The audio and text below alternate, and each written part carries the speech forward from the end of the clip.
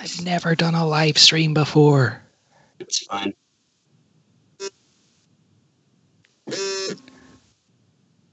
Okay, I just got the...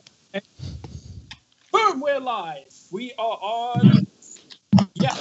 Oh, wow, so you haven't even named it the Break Room Podcast.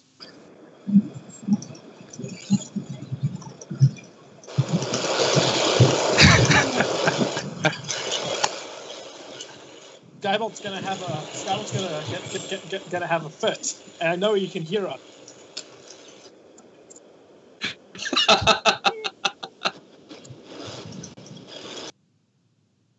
Skybolt, I know you're listening to. You'll probably be listening to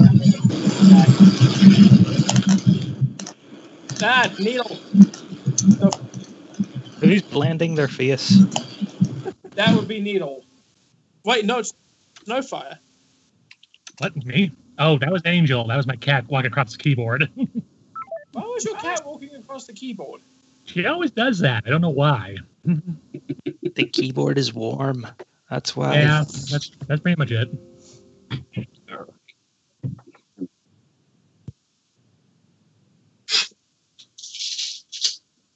Well, hold up. I can hear me. Yeah.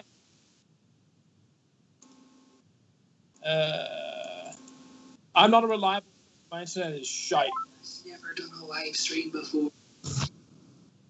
Nice. We're good.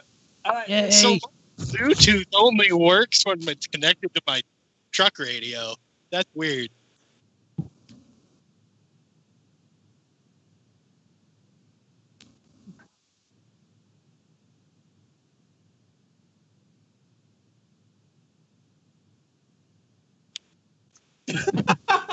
Oh, wow. Damn it. You know, I'm feeling so confident about leaving this podcast in your hands. Maybe I should just stay for the whole thing.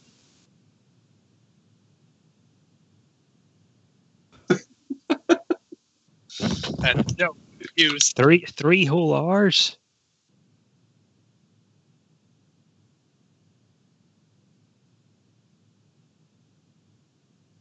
Yeah, so Vermont's... Yeah, Vermont's dad didn't pay the internet because he's a dumbass, so Vermont is only here for a few minutes just to make sure the podcast doesn't burn.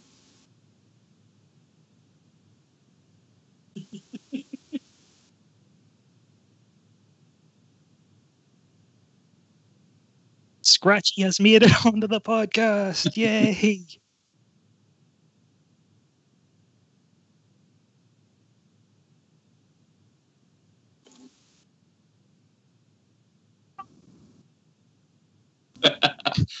Yeah, and there's a gun pointed at me, so it's fitting.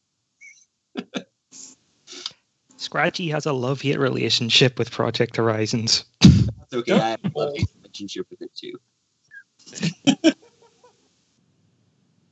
Yeah. It's a lot of story. There's a lot to love and there's a lot to hate, all in one story. Yeah.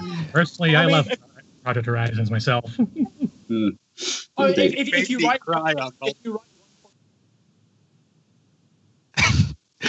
Don't be allowed. We need questions. Scratchy is not good at improvisation. I figure if you write 1.6 million words, by the law of statistics, there's going to be a divide between what people like and what people don't. That's just math. Oh God, it's like 10 novels. There's so much. It's barely started, guys. Come on.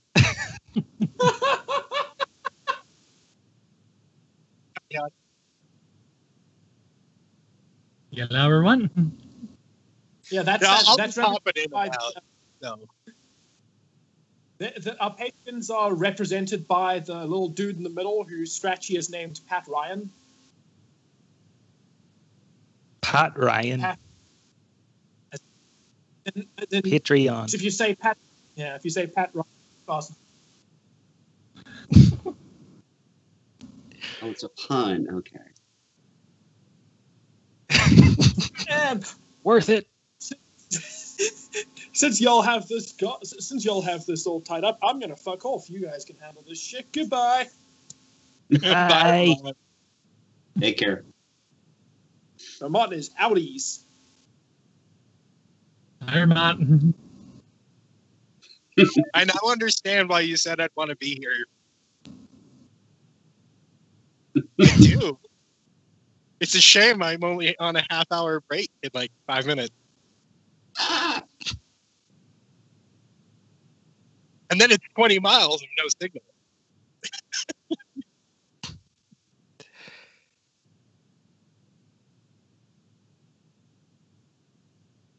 Licking Wendy. I'm perfectly fine with him licking me. So, Hey.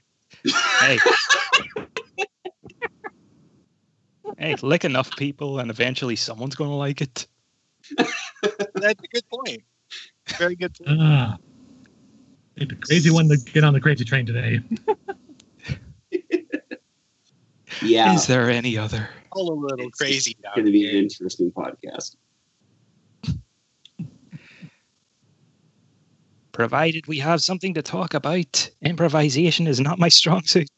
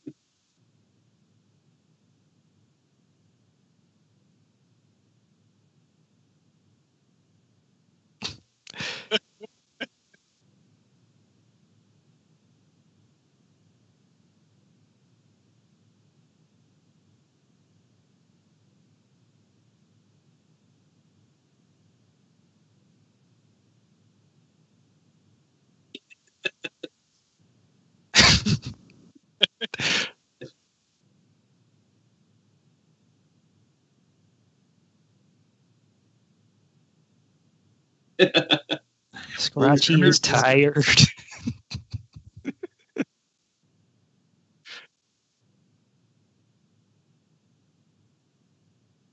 No problem. A teeny tiny bit ahead. Thank you okay. so much for Very being here at the last minute, Somber. What's that? Thank you so much for being here at the last minute. No problem.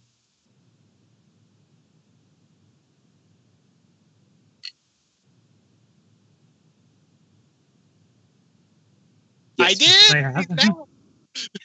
I saw it last night. Are we talking about the main one with the hair, or is this? Yeah. I love Rarity's new look.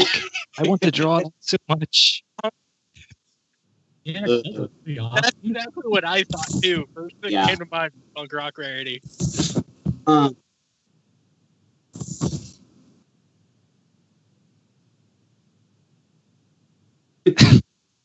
Um, yeah, the only thing that I kind of call them that is they have magic that will let you travel through time, but they don't allow magic that will alter, main whatever. There are no unicorn stylists in Equestria.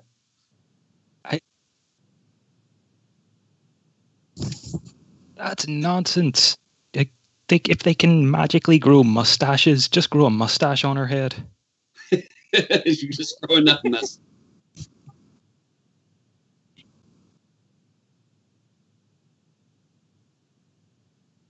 Because mustache hair is not the same as mane. Yep. Tell that to Strong Arm from Alchemist. Dr. Wolf he talked about Different how character. sometimes you have an idea for a character, and punk rock Rarity is awesome, and they just kind of crafted a story around how you make a punk rock Rarity. Yes, I saw that.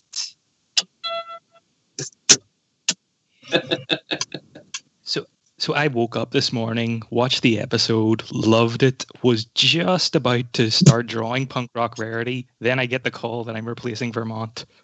I'm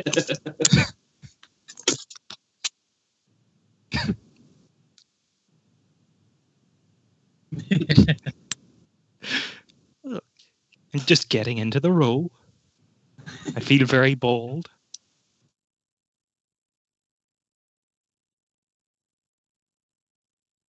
That'll actually be pretty cool Yeah, to see. it was a bit roundabout how they got to it, but I think they kind of wanted to avoid another magical mishap by our other unicorns in the cast. I do like that they finally came up with something that magic can't fix instantly. Yeah, Right? They actually have to live with the consequences. That was very good. Mm-hmm. And I blame Zakora for not labeling the bottles properly. That's what I was thinking. Okay, so it wasn't just me.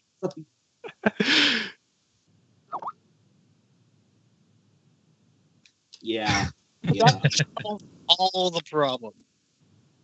Or, if she'd labeled them, but the labels were just really similar and they didn't examine it till too late. Oh, like a Cusco situation. Yeah, like Emperor's. In all due respect, you don't label your potions very well. Because it was a little bit obvious that they were in fact, identical looking potions for both shampoo and mane remover, which makes me wonder what's in their shampoo. Interesting thought.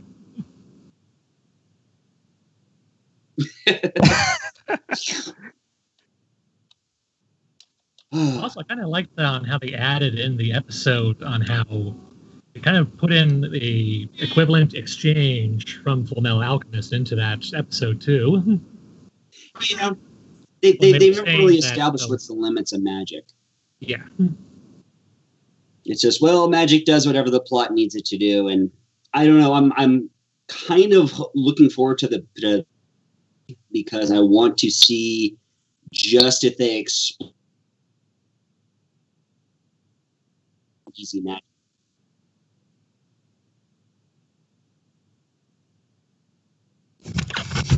Paper. Rachi likes origami. I know. What would they're so expensive. Ooh.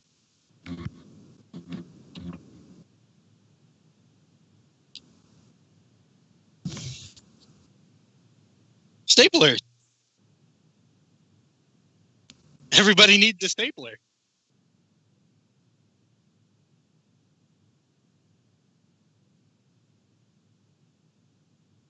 True.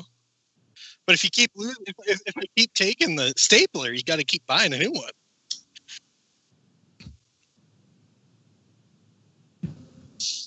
I take the whole printer. No, Yes. I don't know about. I can hear you. Hang on, let me turn it on. Testing. Who can you hear?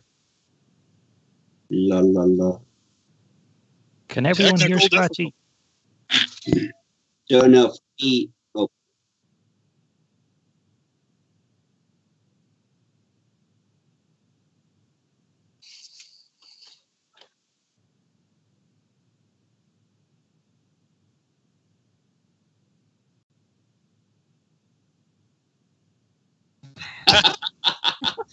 Are you muted on OBS or something?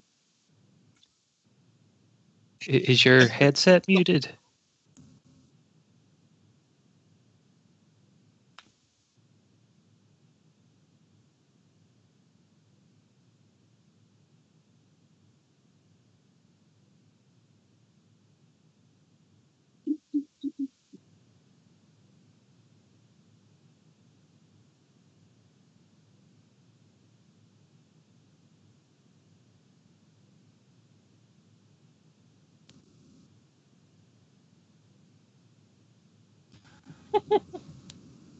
Can the chat still not hear Needle? That's odd. Big time odd.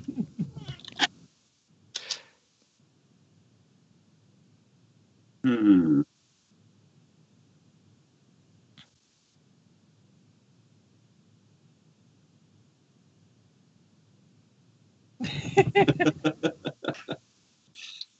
Wait.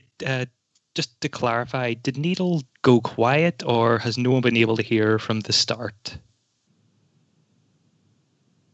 That explains a lot. Yeah. Okay, so what may be happening is you're in Skype and you're in OBS, and so your one program may be muting the other one. So you might want to make sure you check your Skype settings as well to see that it's sharing your voice with OBS. Good old computer. Curse you, technology. Why do you betray us? Technology is a wonderful thing until it doesn't work. Wait, does Skynet shows up. Then we're all screwed.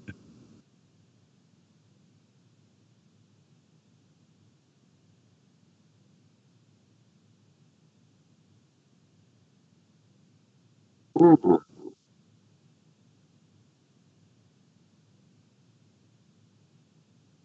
Okay.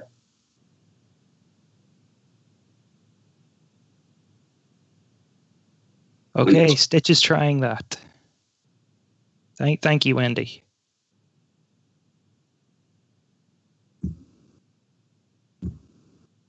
Four licks for Wendy.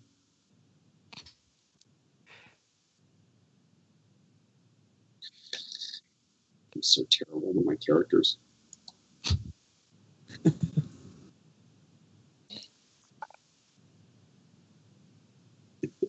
Okay, for everyone in the chat who isn't in on the drama, Stitch's mic isn't being picked up by OBS for some reason. So currently trying to fix it. Yeah. So I'm just curious, how many other people in here are writers? I'm a writer. I'm attempting to be a writer. Okay. I'm just curious how many writers were in the group. Scratchy has written many things. I discovered Project Horizons while I was in university, studying for my writing degree. How'd you discover it? Did someone say, hey, there's this long and horrible story, read it? It was 3 a.m. and I was trolling through Google Docs. Okay, I think I fixed it. Can you hear her? Hello? Testing. Can Stitch be heard? I did it! I can be heard! Yay! Victory pose! Suck it. Dun, dun, dun. Suck it, machines. Victory for Stitch. And then Skype decides to crash. Victory for Not jinx us, Stitch! dude. Not jinx us. Okay. So anyway, you were in Google Docs at 3 a.m. and you just came across this horrible story? yes. Then I discovered fan art of Blackjack.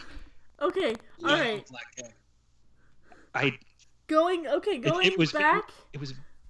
I'm sorry. Sorry, everyone. Okay. I followed Vermont's instructions on how to do this, and he didn't tell me that I needed. So we blame Blame the So zebra. just blame not Vermont. her. Blame Vermont. When in doubt, blame Vermont. Oh my god, but yeah, okay, so if you guys can't already tell, we have Somber and Feather Scratch with us, so I'm done. You're not done. Deep breath, re-hell. No, he didn't tell me that I needed to set up my mic separately. He literally told me all that I had to do was set up OBS, start the stream, and then run Skype. That's all. It's all James' fault. I have been talking this whole time, and now... God damn it. You can be heard now. That's what This matters. is why we fucking killed Vermont! Do you see the bloody bat? It was for a He reason. makes for a very comfy onesie. Okay. Thank you, Raider.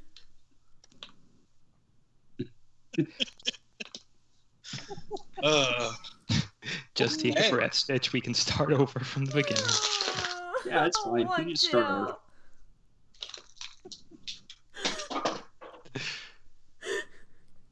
cry now, okay? Don't cry, Stitch. Just do what you have to do, but then we'll get going. Just drink my coffee. I've been quiet for 20 minutes! Only to the stream, not to us. True. Oh my god. Yeah, but Hi you're not here. guys. My name's Needle Stitch. The reason why I'm here is because Vermont's internet is fucking dead. So, Yep. welcome to the Wasteland Waifu Chronic or Saga, Revenge of the Stitch. I guess the title fits the shit show that just happened. Fucking, I hate technology. The technology makes it possible in the first place. It's just me. I show up and everything starts going wrong. Just fucking. Not till chapter 33. Somebody kill me. You know what? Somber, kill off Blackjack. Just kill her. Like, actually dead, done, dead. I thought about it. Do it. No. Kill me. Oh, In God. 33, I had two choices to go with, and one was to reboot Blackjack as a cyber pony, and the other was to kill her and have the second half of the story be done 5 years later by Scotch tape. Oh. And I decided to go with the cyber pony. Now, in fairness, as agonizing as that chapter was, I loved it. It was written so beautifully. It was very poignant. And then It's after what sucked 33, me it's into all the rest of it. What's that? It's what sucked me into the rest of it. No, Yeah, like I was saying before, discovered it at 3 a.m., found art of Blackjack with robot legs, and I just had to read the story to figure out how that happened. Yep, that's how. Because Somber didn't know how to continue the story. I had two choices whether or not Blackjack's story was done or not. And I still love Blackjack. I still wanted to have her finish the story to its conclusion. But there was, I basically beaten her up so much that without a radical change, there was no way she could physically actually. Echo. Somber, echo. you are echoing. I'm echoing horribly. Yes. Either that or it's Krellick. Krellick, get out of here. Say something again. Am I echoing now? No, it was No, you're Krellick. I good. kicked him. Okay. Good. It's nothing against you, Krellick. It really isn't. It's we already have too many people in it. I don't want it to turn into a shit show, okay? So sorry. Especially for your first time hosting. Well, that or if Krolek just had some headphones, I would probably take care of the echo effect. Yeah, just mute the YouTube stream. So you were saying? So yeah, I had so beaten up Blackjack because she's trying so hard just to overcome the Wasteland, and the Wasteland is winning. That either she dies, or I had to essentially upgrade her to the point where she could handle the next challenges I had planned for her. And that's kind of a case of me writing myself into a corner and then cheating. It's like, oh, hey, Cyberlegs. Actually, in fairness, I love the cyber legs. They were a great addition. It was I a love great Red idea. Eye as a cyber pony, and unfortunately, we didn't see a lot of Red Eye as a cyber pony. We just kind of knew he was, but being a cyber pony was never really explained for how it mattered to him. So yeah, I actually like to think of it like Red Eye was, like if you compare their looks, Blackjack was kind of like the iPod version of a cyber pony. Blackjack pod, Red Eye was the android.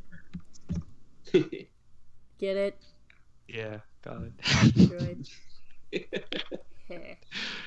So yeah, that's largely why I had to do that. Was I had stuff planned for Blackjack, and I had ridden her, just rammed her right into the ground to the point where it's like, no, I need to do something radical that she can finish the story, and making her a cyber pony let me do that. The alternative would have been she dies. Fast forward 5 years later, and Scotch Tape would have been taking EC 1101 to its conclusion, and that would have been a bit darker than what Project Horizons actually was. That's terrifying. It could have worked, but well, you remember how in 34 Blackjack has that nightmare of what happened what happens in the hoof while she's gone. yeah. A lot of that would have come true. Oh. So yeah, it's probably for the best that I took the direction I did. Would have saved me probably about 300,000 words though if I'd done the finishing it up with Scott's tape. Yes. Is it That sounds like a lot, but considering how long That's like a full, R.R. One or two Martin, chapters.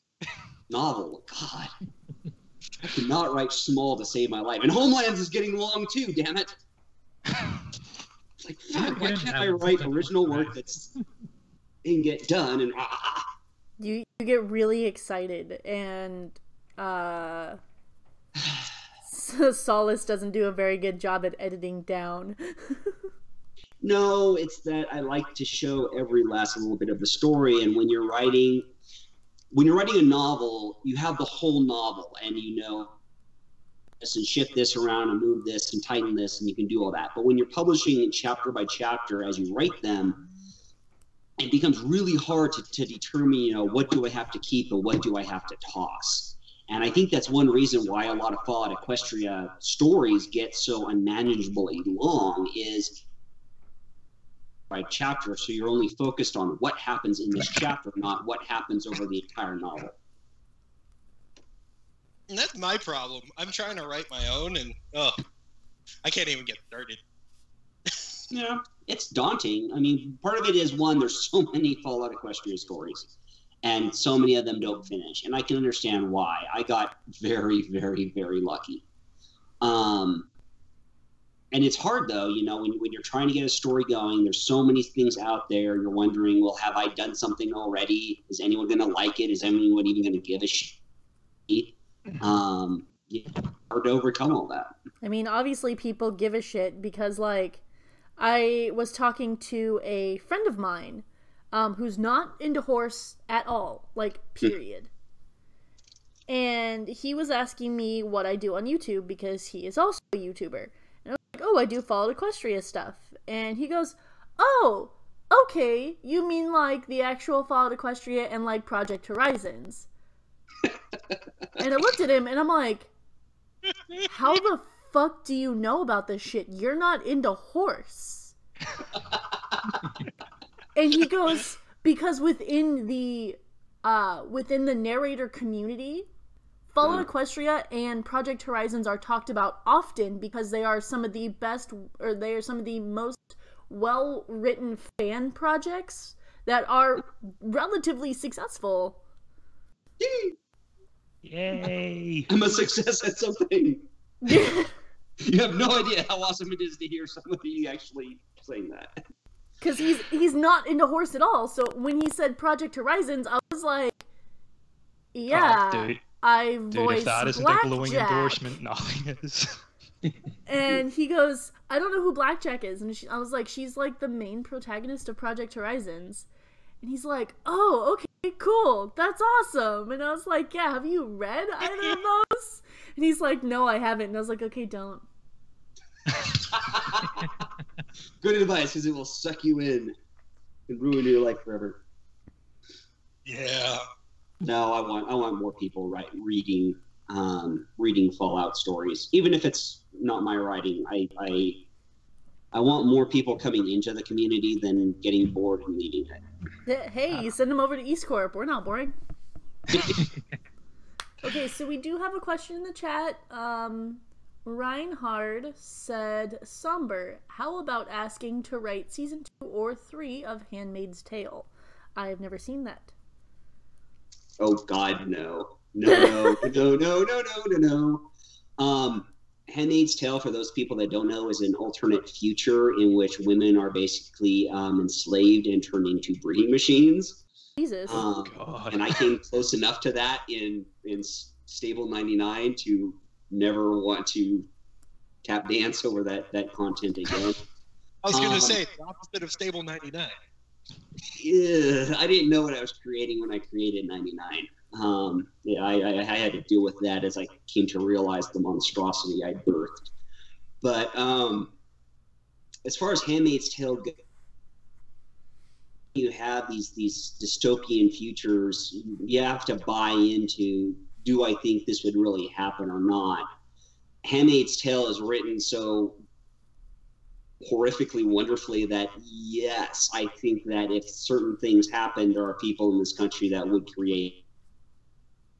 My writing would be, and then the women rose up and cut off a lot of penises, and people didn't do that stuff anymore. So, yeah, I couldn't do Handmaid's Tale justice. No, if you're writing a story with dark themes, you really got to treat it with respect and caution, because it can work or it can bomb horribly. Yeah. Like I was saying, when I wrote 99, if you actually go to the Bethesda's wiki that's set up for all their vaults, I almost called them stables, Jesus. But if you go to their vaults, there was apparently one vault that had one male member and 1,000 women. Oh, Jesus. Well, there was also one that had one woman and 1,000 men. Oh my God. Oh God. But I took that and I'm like, I could definitely see a gender imbalanced, type stable where the men are essentially breeding equipment, and I just ran with it. It wasn't until about three months later, I got an 8-page dissertation on how much I sucked, Blackjack sucked, Stable 99 sucked, and how much he hated every single bit of what I had created. And realized... I'm impressed that it was 8 pages. Oh God, it was huge. It went on and on. And so I went, okay, I can tell you're upset. Could you parse this down to like a page? And he did. He cut it down to a page about what it was. And I realized, oh my God, you are right. This is horrific. P21 should be blowing Blackjack's brains out left, right, and center. I need to address this, but I've 7 chapters. So what do? Take everything down? And I realized the only thing I could do was have Blackjack go through that process of realization that I just went through, where she realizes, oh my freaking God, my home is a nightmare.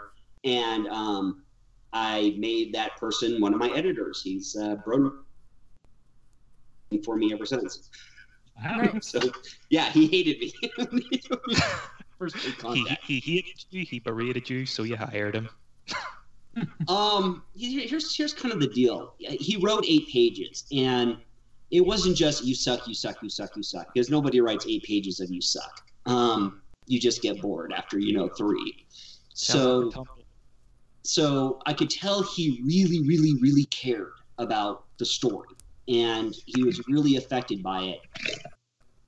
A reader like that, even if he doesn't like it, he still has points to make. And when I thought about it, this guy's a hater and dismiss him, but he had a valid point. 99 was a god-awful nightmare, and I had not realized all of the implications of that nightmare when I had created it, because Blackjack leaves in chapter 1. It's like, okay, well, it's like Stable 2. How much does the ins and outs and intricacies of Stable 2 matter? Well, not that much, because you leave the story. So yeah, that was actually the way I got my second editor, was by reaching out and engaging him. And fortunately, it all worked out well. There's some people on the internet where that won't always work so well. See, I love it when people can give you like clear and concise reasons as to why you suck, and not just saying you fucking suck. Like, I've had people do that. Like, I've had people straight up tell me that I'm like an asshole and I'm really difficult to work with, and like I'm like, okay, can you tell me what I'm doing wrong? Yes. And usually it's just, no, you just fucking suck, and I'm like, okay, I'm not going to listen to a word you say, because you're giving me nothing to work with here. Exactly. And that's how you take someone that's just always that just gives you this general, I don't like you. Well, fine, you don't like me. Sucks to be you, I guess. This sucks to suck, fam. But if they have a specific reason, like you're doing this, you're doing that, you're doing this, and you're doing that, it's fair to take a moment and consider, okay, so is this valid? Am I really doing these things that are just so setting this person off? And is there anything I can do about it? And sometimes the answer is no. Sometimes it's just like, no, this is the way I am, and I'm sorry that it's so aggravating to you, but I am who I am. Exactly. And sometimes it's like, oh yeah, the way I'm always, saying this thing or doing that thing or making this joke or that joke. Yeah, some people get really offended by things that matter deeply and personally to them. Right. And I can kind of get that. I was recently talking to a friend of mine who listens in on the podcasts, and he was telling me that I act a lot different on podcasts than I do in real life. And essentially what I'm doing is I'm playing a character. Like, Needle Stitch is an extension of me. She's the more sassy, more bitchy side of me. I'm, a really nice person, surprisingly. You can ask Indy. I'm a big marshmallow. Unless your name starts with a D. Huh? Unless the name starts with a D. Okay. There are very rare instances in which I legitimately hate a person. My name starts with a D. It does. Mine. Both of you are Sorry. fine. Cool. I like you. Yay. But there's just one person I can't fucking stand, and I'm gonna drink coffee because I'm about to get triggered again. But I'm a relatively nice person. I've had people come up to me at conventions and be like, "Oh, you're Needle Stitch," because I'll be wearing the Derpy cosplay and they recognize it from when Skybolt was doing his vlogs. And I'll be like, "Yeah, that's me." And then they'll talk to me and they'll have conversations with me, and it's fine. I'm totally cool with that. On the podcast, I try to act more aggressive, I suppose. Yeah. More assertive. More assertive. Yeah. Thank you. But I'm in real life, I'm not a very assertive person. I'm kind of oh, hi, my name's Needle Stitch, high voice, mentally unstable horses. I'm pretty sure that's what I did when I met Somber was hi. Well, the thing is, and this is essentially happens whenever anyone seems to get on the internet these days, is the internet is removed from you. I mean, if you want to pretend to be someone else or speak some other way or do it, you can. And there's very few ways to verify who a person is without, some real in-depth research and doxing. Whereas when you're in person, that impression that you give has some very real consequences. So it is a lot more intimidating when you're in person because what you say and do is on you. You can't just simply, change your, avatar or make a new profile and, oh yeah, now I'm someone entirely new.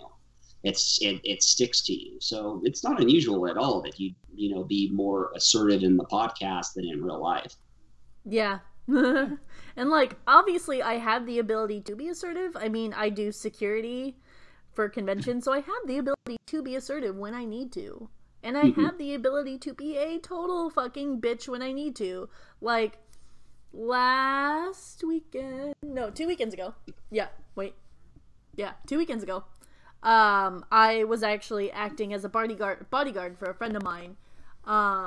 Because,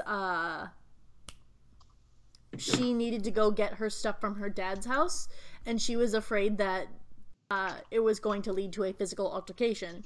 So, of course, I was there because I can kick and punch like a bitch. I mean, really hard. Not But, I can full-on knock somebody out if I need to. Yeah. Sweet. I don't like to do it, but if I need to, I will. Yeah. That shows you can handle yourself.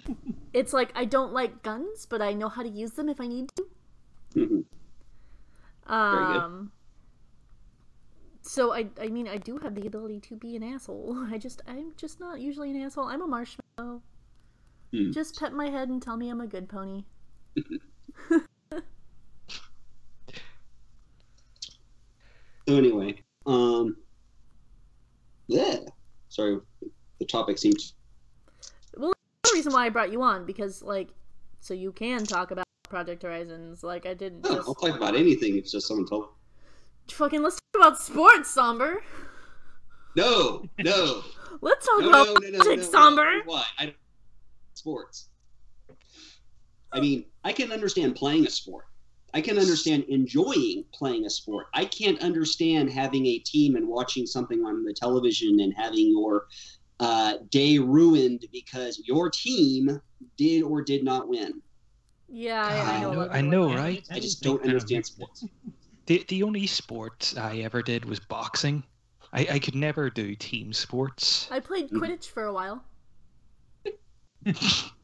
Wow. The big man got the hand egg in the net, right? What? No, I tried doing team sports. I tried and had a heart attack when I was 11 years old.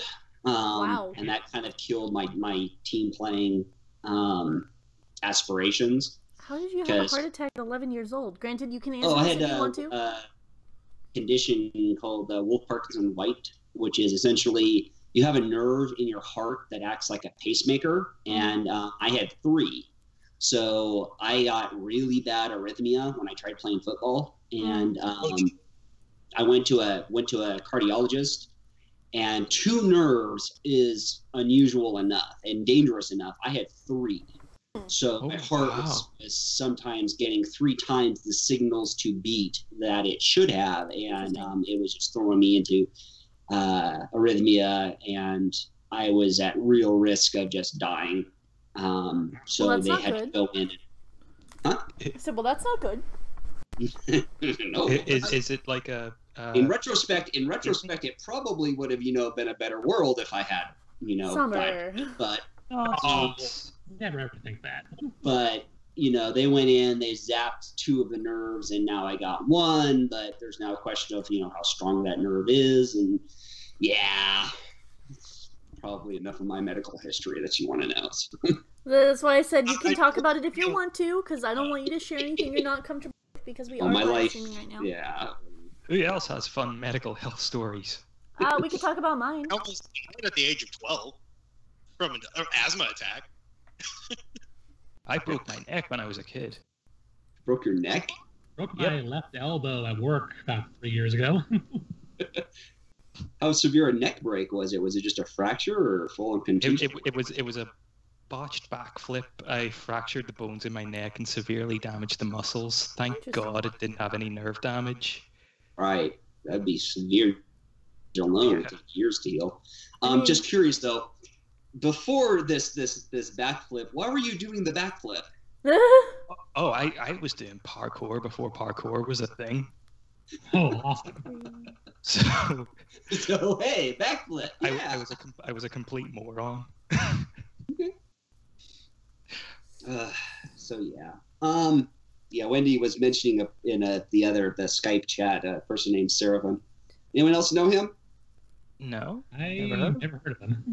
Seraphim Seraphim is Fallout Equestria's greatest defender. And if you write something that conflicts in any way, shape, or form, even thematically with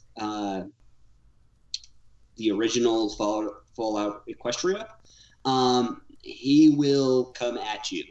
And unfortunately, he definitely does not like anything that I have ever written. Because unfortunately, I wrote Horizons and had some things in it that conflicted with it greatly. Now, my only beef with Seraphim, I don't care if people don't like Horizons. That's absolutely valid. The story has major issues, and I can talk about next if you want. But he won't read Horizons. Even Kat read up to chapter 16 before K-Kat said, no, this is just not my cup of tea. I'm like, hey, fair enough. You you read Fair it, point. you gave it a chance. No harm, no foul. And even people that have ripped me new ones have at least read up to like 33 before they're like, no, this story's stupid. I hate it. I don't like what Scomber's writing anymore. And fine, you read up to 33. Thank you. Surfing won't even read chapter 1. He's essentially judged it solely off of hearsay, and so that's why I don't put much stock in what Seraphim says. Oh, well, that's just not fair. I'll have to start watching out for him. Yeah, I don't know. We basically clashed on the TV Tropes forum. That forum's now pretty much dead, unfortunately. We clashed a few times on the IRC. I don't go to the IRC anymore. And he's on the Discord chat, but he doesn't say very much, so I don't know if he's moving on or what. I don't think we've dealt with him yet. I mean, if we do, obviously I'm going to have to get out Stern Stitch because I don't like it when people try to attack my baby. Yeah. And EAST Corp has become one of my babies. And we had a person, I'm not going to name names, but this person decided to go on every single Wasteland survival guide and tell me how much I am shit and how upset they were because Stable Tech had shut down. Okay. We're not affiliated with Stable Tech in any way, with the exception of Scratchy, and we obviously Vermont and Skybolt still talk to the Stable Tech guys. I think I met one of them at BabsCon, and that's about it. But this guy, Kelly was being very polite and just saying, hey man, we're not affiliated with them. Please don't take your anger out on us. It's not our fault.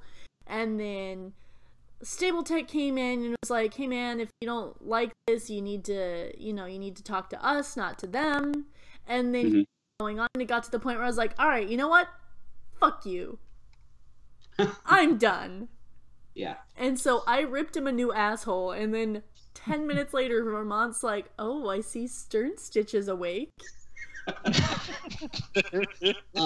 And that's unfortunate. I don't know what was going on in that guy's head. He might have been thinking, I'm upset about this. I'm going to voice my opinion and, let you all have it. And maybe he was just after attention. I don't know. He was upset that the animation didn't come out from Stable Tech, which is understandable because it was like a major project that they were going to take under. Yeah. But yes, it was. Shit happened, and shit happens. Yeah, and here's the thing that person doesn't understand, okay? An episode of MLP costs, I think, $2,200 $200,000, something like that, for one episode of MLP.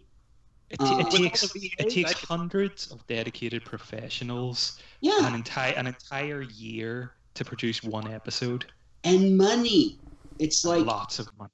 It's like donating your time is awesome, but the fact of the matter is you got to make a living.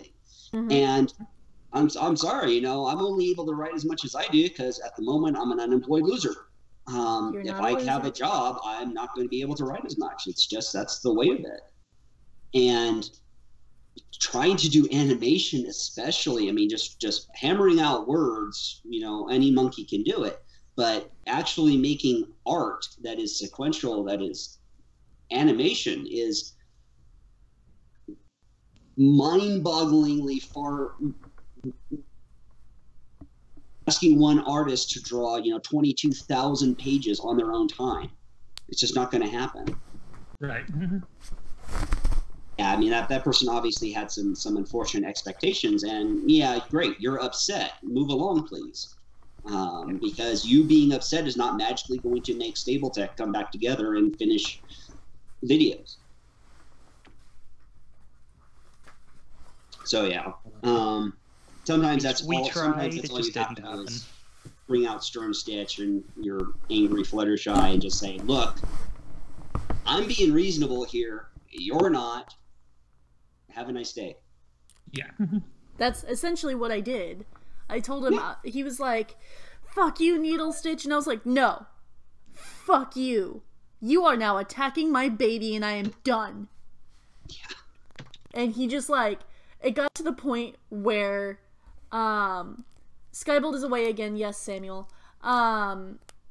It got to the point where I was like, I guess Indy's internet died.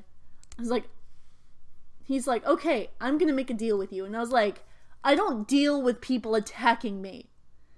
Yeah. And he goes, no, I'm gonna make a deal with you. I'll leave you alone if you leave me alone. And I said, no.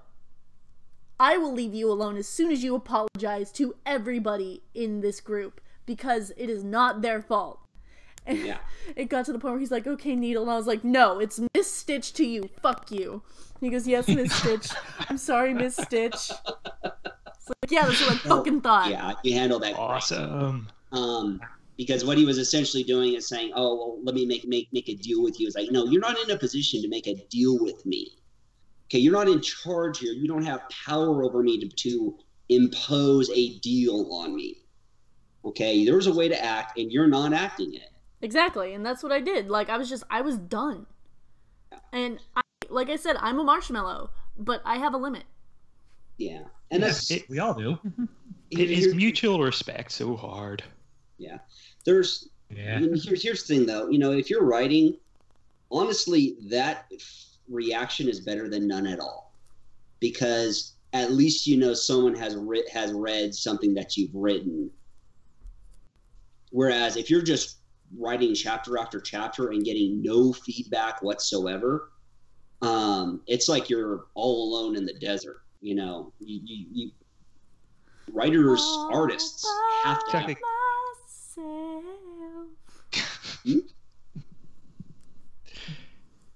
Exactly. Creators pretty much live for feedback. Yeah, and it's great if you can pick and choose your feedback and get feedback that's constructive that you can build on. But honestly, someone just it's like, hey, you suck. It's like, hey, you read it. You took the time out of your day to read it, so the joke's on you. I may suck, but you're not going to get that time back.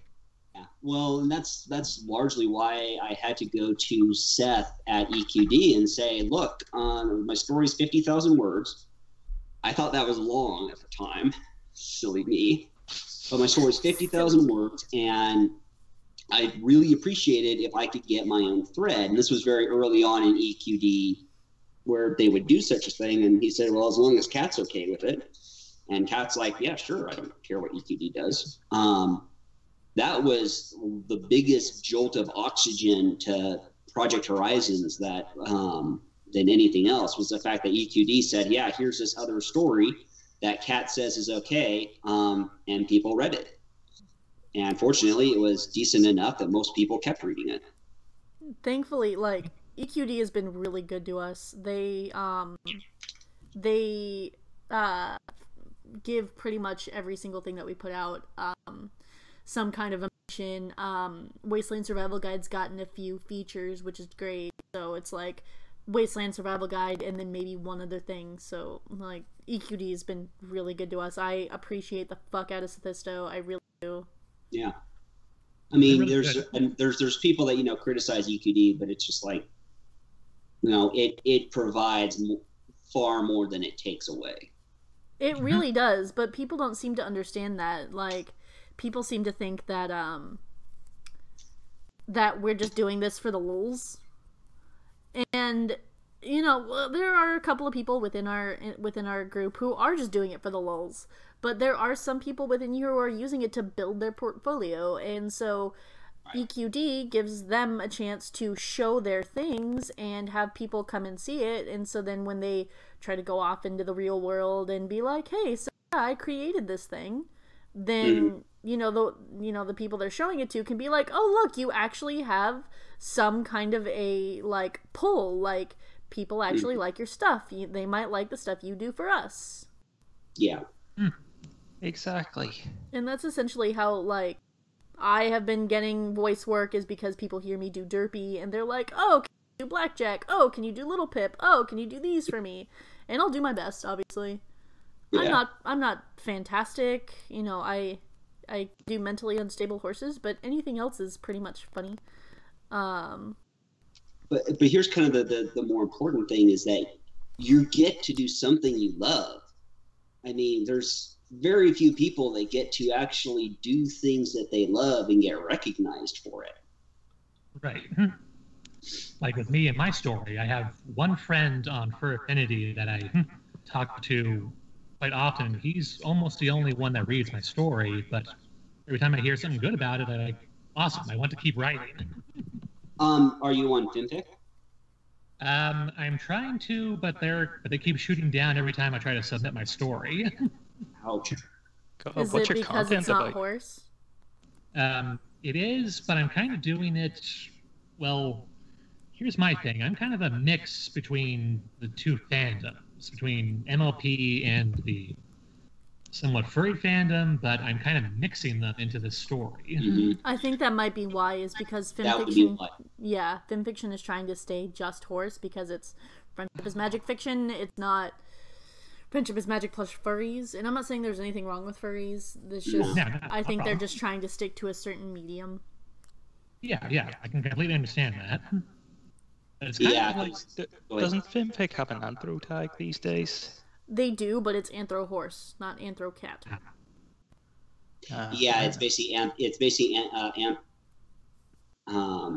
that's pretty much the only one that they allow is Anthropony.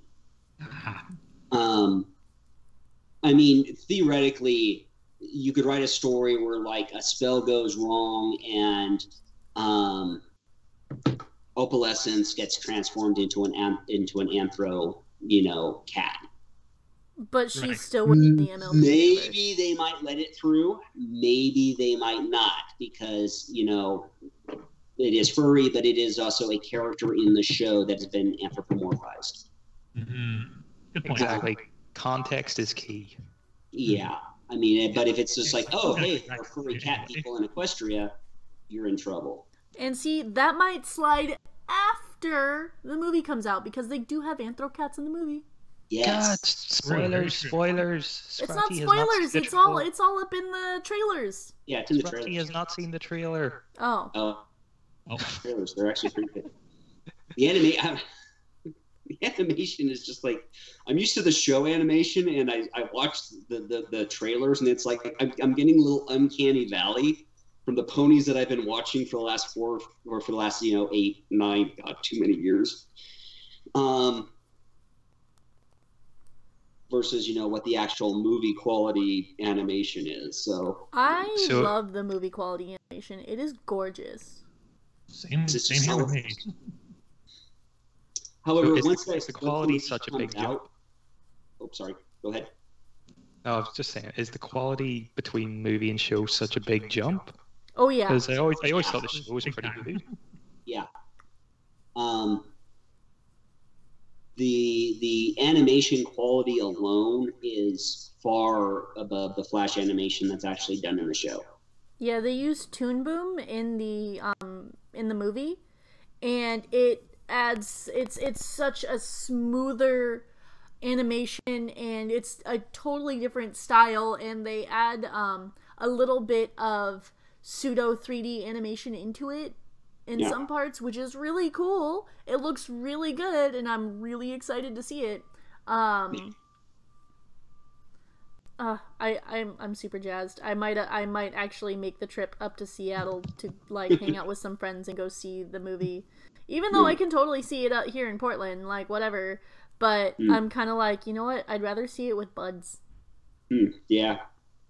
Plus, you look a little less creepy going to a.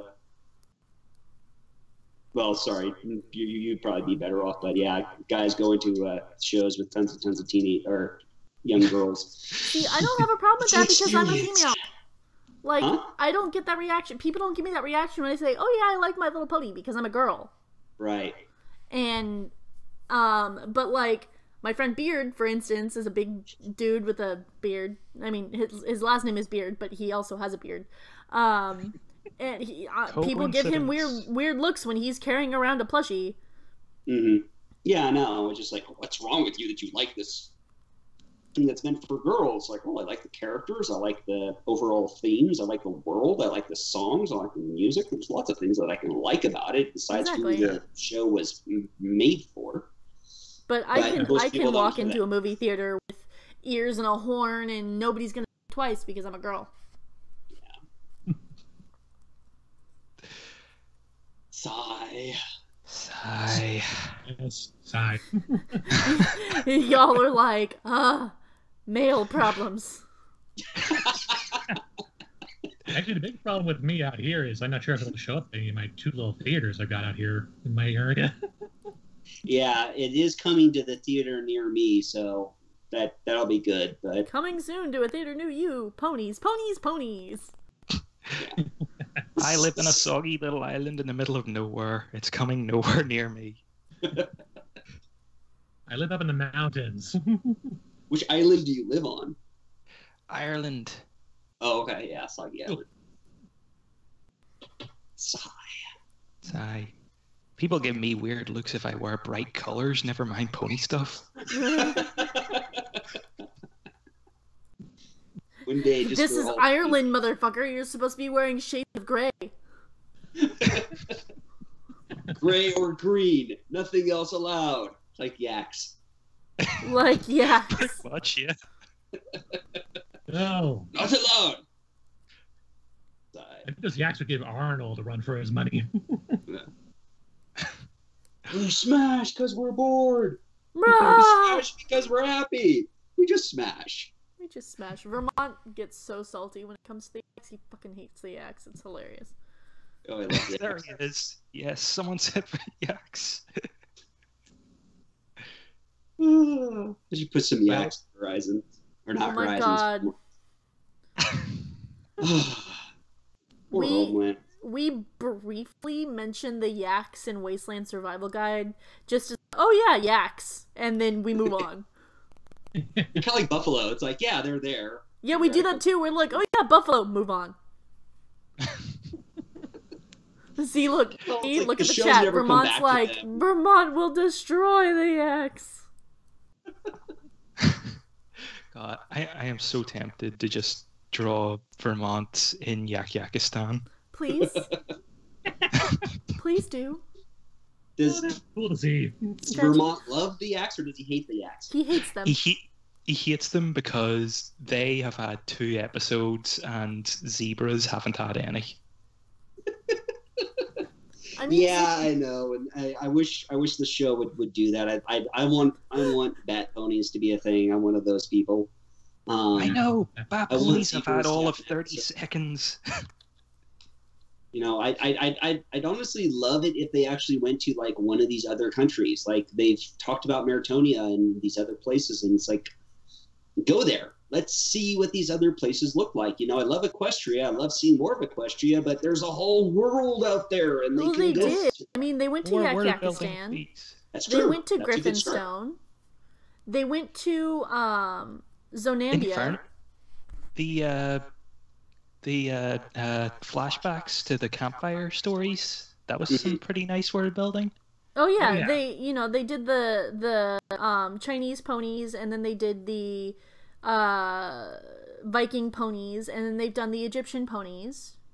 Yeah, but I wanted well, the Egyptian ones were fine, but I wanted in the ones with the short myths, I wanted each one to be their own episode, and I wanted them to Yes.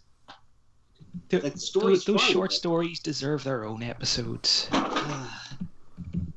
Also, fun fact, did you know Somnambula was actually from G1? I only found that out. Did I know Oh, that's that? cool. Yeah, Oh, is that from not from the Egyptian flashback. the Daring Do episode? Yeah, Yeah. Okay. I missed that one. I need to finish it. it's really good. I personally really like it. It felt It is not good. a little forced. Once it gets on Netflix, I'll watch it like 5 or 6 times. But watching it on the television is a little harder for me. Okay. Somber. Yeah. MLP episodes.b. Oh yeah. I can watch it any time, but Netflix. I've probably listened to the first half of season 7, like 9 times because I just have my Yes. TV by my computer. But So MLP, when the second half comes out, I'll probably watch it several times too. MLP. You know, I wish I could watch it on Episodes.tv. Netflix. That's got all the episodes on it. It's always up to date. They always update the episode as soon as it comes out. Yeah. I wish I could watch it on Netflix, but in the UK they only have like up to season 5. Sucks. So I think there's a waiting period before we get the second-hand episodes. That sucks. They're just encouraging piracy. That's all I'm saying. We don't want people to pirate our stuff. Well, then put your stuff On the official sites. Yeah. No, I should do some more with the Axe and Homelands. Oh my god, don't. Why? Yeah, Yaks would make great raiders. I don't know. I like Homelands because I can just explore different species and stuff that just wasn't in Horizons. Fuck my life. Cat!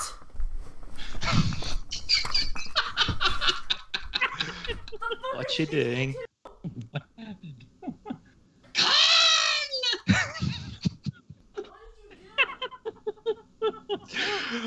Could give my William Shatner a run for his money.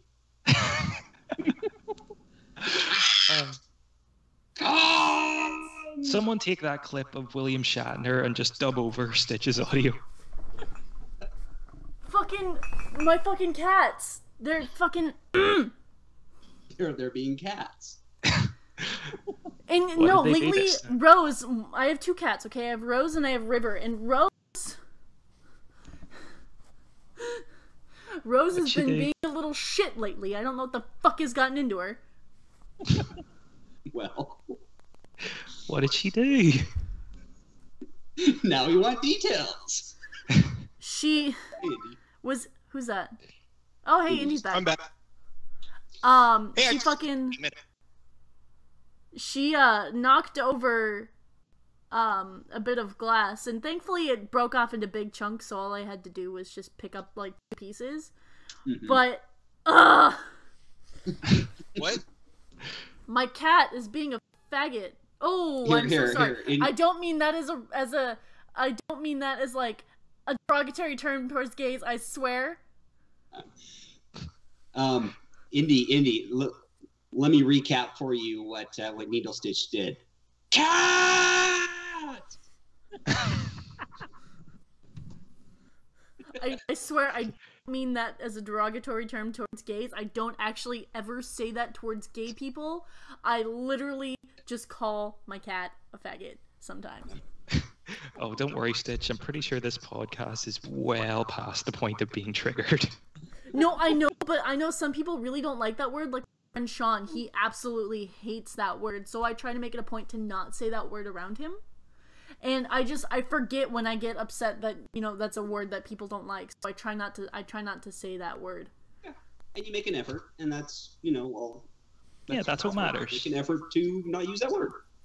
It's not like you're a horrible person because you use that word in reference to your cats of all things.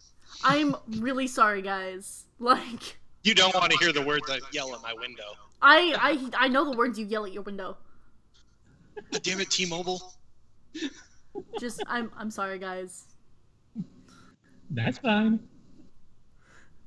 I also apologize to the chat if anybody does not like that word. If you don't like that word, please let me know. That way I can try to make a conscious effort not to say it again.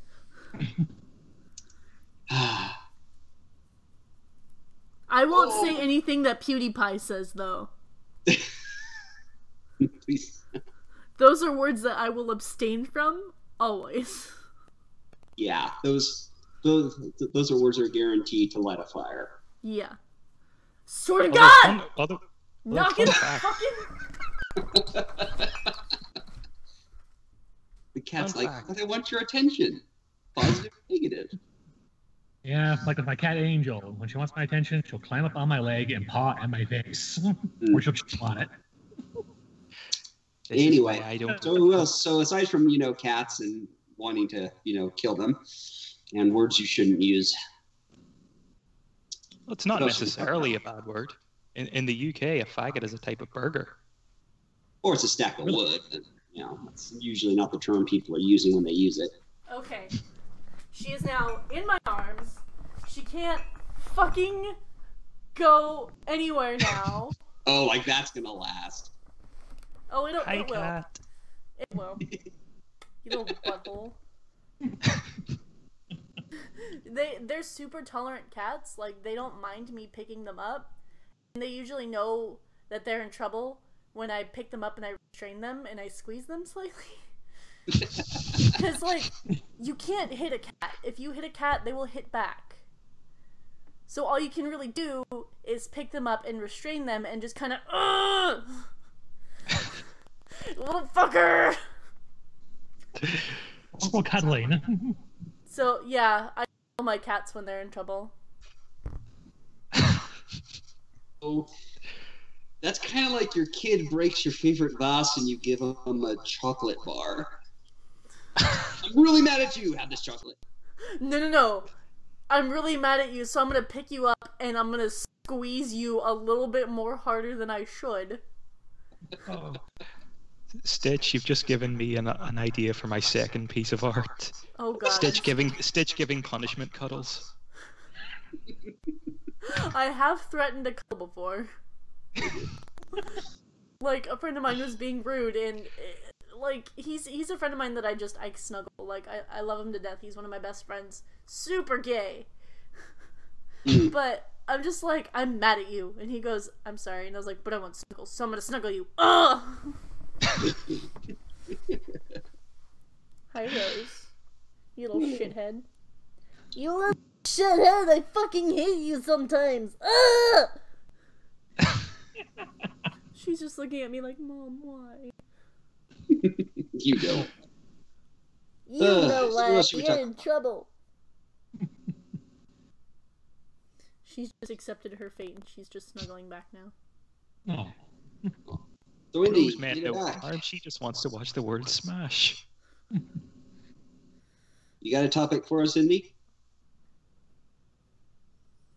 Indy. No, he's dead. Indiana. Does anyone in the chat have questions? How about the chat? Any questions from the chat? Ugh. Don't let the stream die early, guys. Please. Positive reinforcement is really effective on dogs. When you try to train a dog, they're a lot easier to train than a cat. Like, you can bop them on the nose and they'll be like, oh, sorry, I won't do it again. But cats, you bop them on the nose and they'll bop you right back. Yeah. So you can't really do anything that'll encourage the cat to swat at you. So, which is why I pick them up and I kind of turn them on their back and I start, like, scrubbing at their belly and just, like, restraining them so they can't move around. Because they know that they're in trouble. And then eventually they just submit and start snuggling. Yeah. Dogs have 20,000 years of domestication. Cats have about 5,000 years of domestication. Look at me. Look at me in the face. Look at me. No more being a shithead, okay? Okay? Just like, Mom. In the morning, I'm trying to wake up, and she is constantly paying attention. I love you. So she will You're actually a bite me fucker, but I nose love or you. the shit. Okay, I'm gonna put you down now. You be good, okay? Go be good. Go make good decisions. Let go of me. The ongoing saga of Stitch and her cats. I love my cats. I really do. But fucking sometimes. Okay.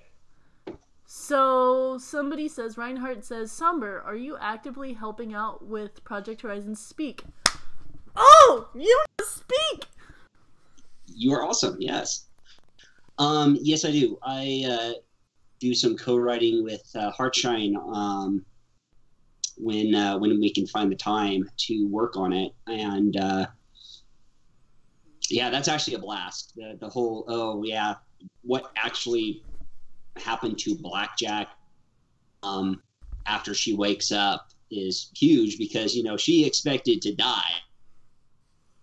Shit I've been through is over, and then she wakes up and it's like, oh my god, now how the heck am I supposed to go on with life? But I'd like to think that the real story is Threnody, and how does she mature and how does she learn to face her own demons? because I really want this to be Heartshine's story and not, my story. Somber Part 2. Blackjack is in it. Somber What Part is this? 2. Blackjack Is Boogaloo. this like a new story that you're coming up with? Sorry, what was that? Is this like a new story you're coming up with? No, it's the story was started by Heartshine, and she is the one it's her baby. I'll write it with her, but it's pushed forward by her. She's the one that does the major work on it, and I essentially help her with Blackjack and the ins and outs of what's going on in Blackjack's head. But it's her story. And when I can co-write with her, that's awesome. Unfortunately, real life makes co-writing really hard because you have to find that time to be able to do it, and you have to be able to give and take and know where the story is going to go. And occasionally you send the story all the way out to freaking Vancouver because why not? We'll have to look up that story then. Yeah, Speak is actually where... Speak by Heartshine. Yeah. And we've gone to, I think, chapter 10 or 11 now, and it's a fun project to work on. But Homelands is my sequel, and that one is definitely growing to Horizon's size as much as I hate it. And then I'm also working on original stories too. Cool. I'm almost at Horizon on YouTube, and then I'll go on to Homeland. Yeah, read Speak first because it's shorter and it's really good. I know. I read it. I love it. I have to read it. But yeah, it was fun. The first time she's like, "Okay, so here's Blackjack," and it's like, no, she doesn't try to kiss or hit on Threnody. So yeah, we started co-writing that, and it was a lot of fun. But it's Heartshine's project. It's Heartshine's story. Yes, Wendy asks, can you tell us more about your original writing? Oh. Hold on, I think there's a couple more questions before that. Okay. Samuel Pierce says, out of curiosity, I wanted to ask, who is the pony in the zebra striped hoodie, and who is the stealth pony? So the bad pony in the Vermont skin is Scratchy. He's the one who did the art. And the joke is it's Revenge of the Stitch. So I killed Vermont, and Scratchy skinned him and is now wearing skin. Scratchy is now Vermont. Yep, he replaced Vermont. And the stealth pony in the back is Somber. He's kind of just like, why didn't I fucking use the stairs?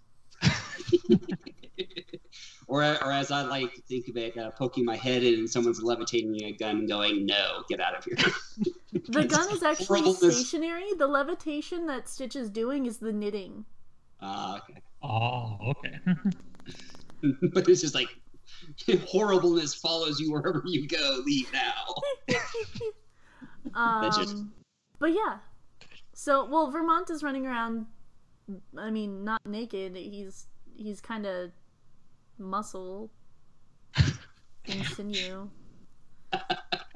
Poor zebras. He'll be okay by the next chapter. Okay, so that's not a question. Wendy says, can you tell us, a bit about your original writing? Yeah, I'm definitely trying to get original stories up and out, and hopefully for sale on Amazon, or at least put them up on a website somewhere. I am working on getting a website set up where I can actually put my original stories. But the one that I'm working on at this moment is called Liminal Magic, which is essentially Harry Potter if Harry had to stay in public school, was a girl, was Jewish, and was responsible for killing his parents, and was put in a mental institution for 3 years because of this. So not like Harry Potter at all, really. So it's like Harry Potter, but not. It's a teenager learning about magic, and she's in high school. She's been institutionalized for 3 years. She really wants to get back into the real world, and the real world is making it very difficult for her. And then she learns, and I also can do magic, and magic is a thing. And my grandfather's cat is talking to me now. So it's like Sabrina. Get out. Anyone who didn't grow up in the 90s won't get that. If I was doing Sabrina, it would not be on public education, be on HBO. But anyway, so essentially it's her trying to, figure out what her place is and where she fits in this magical world and in the real world. I also am fiddling around with fantasy and science fiction. I like stories that deal with LGBT characters and A, B, C, D, issues. E, F, G. Yeah, the alphabet soup. And I occasionally will write anime stories that I probably shouldn't, involving giant robots,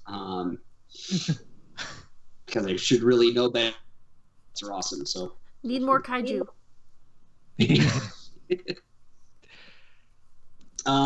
Yeah, it's more like Game of Thrones with giant mecha. So yeah. But yeah, liminal magic is the one that I'm currently focused the most on. I also have one where a prince is transformed into a princess and has to, come to terms with that.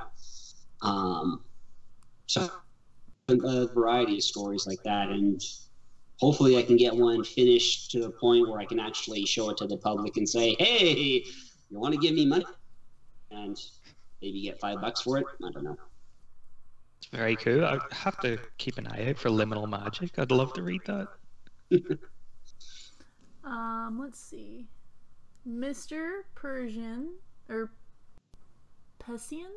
Mr. Pessian says, to number, how many / what things would you change if you were writing Project Horizons nowadays? I'd rip it apart into 3 different novels. That actually sounds like a great idea. Yeah, I tear it into 3 stories. I would probably remove the whole Eater arc completely, because it takes the story from Fallout to Final Fantasy, and it clashes very much with the whole context and venue of Fallout. I probably would have kept the moon, but one thing I would have done was I would have moved it to after Sunshine and Rainbows in Fallout Equestria, just so that I wouldn't have to deal with the goddess. The goddess and everything with Thunderhead is an entirely separate story. It's not having Project Horizons or Blackjack's journey to discover what it is. It's largely a side story. So, Horizons is really 3 stories that are all kind of jammed together. There's what's happened with the Macintosh Marauders and with Golden Blood. There's the whole Thunderhead story, and then there is the actual Project Horizons Eater of Souls story. And I would tear those 3 apart. I would have cut out so many references, probably all of them. Because references are cool, but they're like crack. You use one and suddenly you use 100. And every single one yanks the reader out of the story a little bit. Like, oh ho, did you see this? Oh ho, did you think of this? Oh ho, did you think of this? It's like I could have had Blackjack fight Deuce as a tank without explicitly ripping off Ghost in the Shell. I love that fight. I love that fight scene. That whole image where she tears herself apart trying to beat the tank is just awesome. Yeah. But I did not have to do that almost frame for frame in Project Horizons, and Horizons is weaker for it. I also would have cut out a lot of the sex. The problem is that the sex for most of Horizons, when we were writing it, we were writing a chapter, months apart. So for me, it's been 3 months since the last sex scene. For the reader, it's been 3 chapters, which could have been, like a couple hours ago. And so there's way too much sex in it that is meaningless, gratuitous, and just, you know, doesn't really need to be there. So, yeah, those are the three biggest things that I would have changed. Shortening it for sure. And whether that means I would actually break it into a formal trilogy where it's, you know, you read up to part A, then you read up to part ending B, then you read up to the final ending. That's a trilogy. Horizons isn't that. It's just one long. I'm going to keep writing because I can. Woo! Well, it's like, well, here's the next part, here's the next part, and here's the next part. And for sake, we basically went, okay, we'll break it at chapter 16, chapter 33, I think chapter 45, and chapter 63. Just for organization's sake. But yeah, so there's a lot of things in it as far as plot-wise and structure-wise that I would change. But as far as the characters are concerned, I love the characters.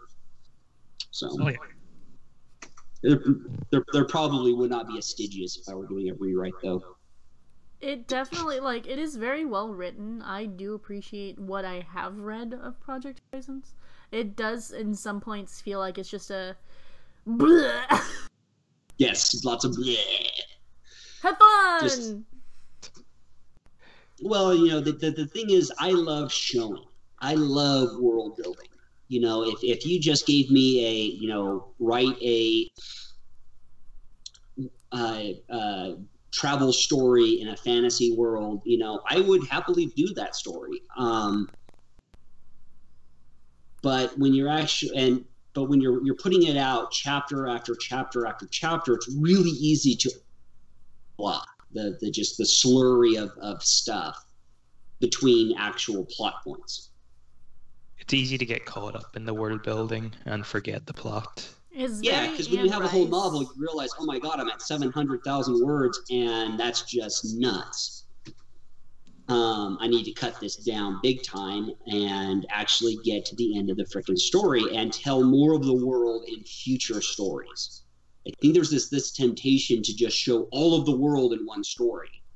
I constantly feel it in writing Homelands. It's like I got to show every tribe, and every tribe's unique, and everything is unique, and all this other you know, ideas I have for how the zebras actually do things. And it's like, yeah, but your story is going to be enormous, and while there's some people that will wade through 1,000,000 words, most people won't.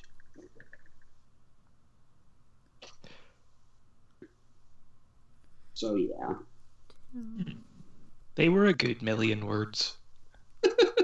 And then I threw another 700,000 words after them.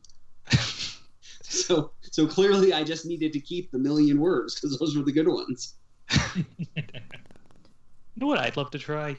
Fallout Equestria Choose Your Own Adventure story. Whoa, now that would be fun.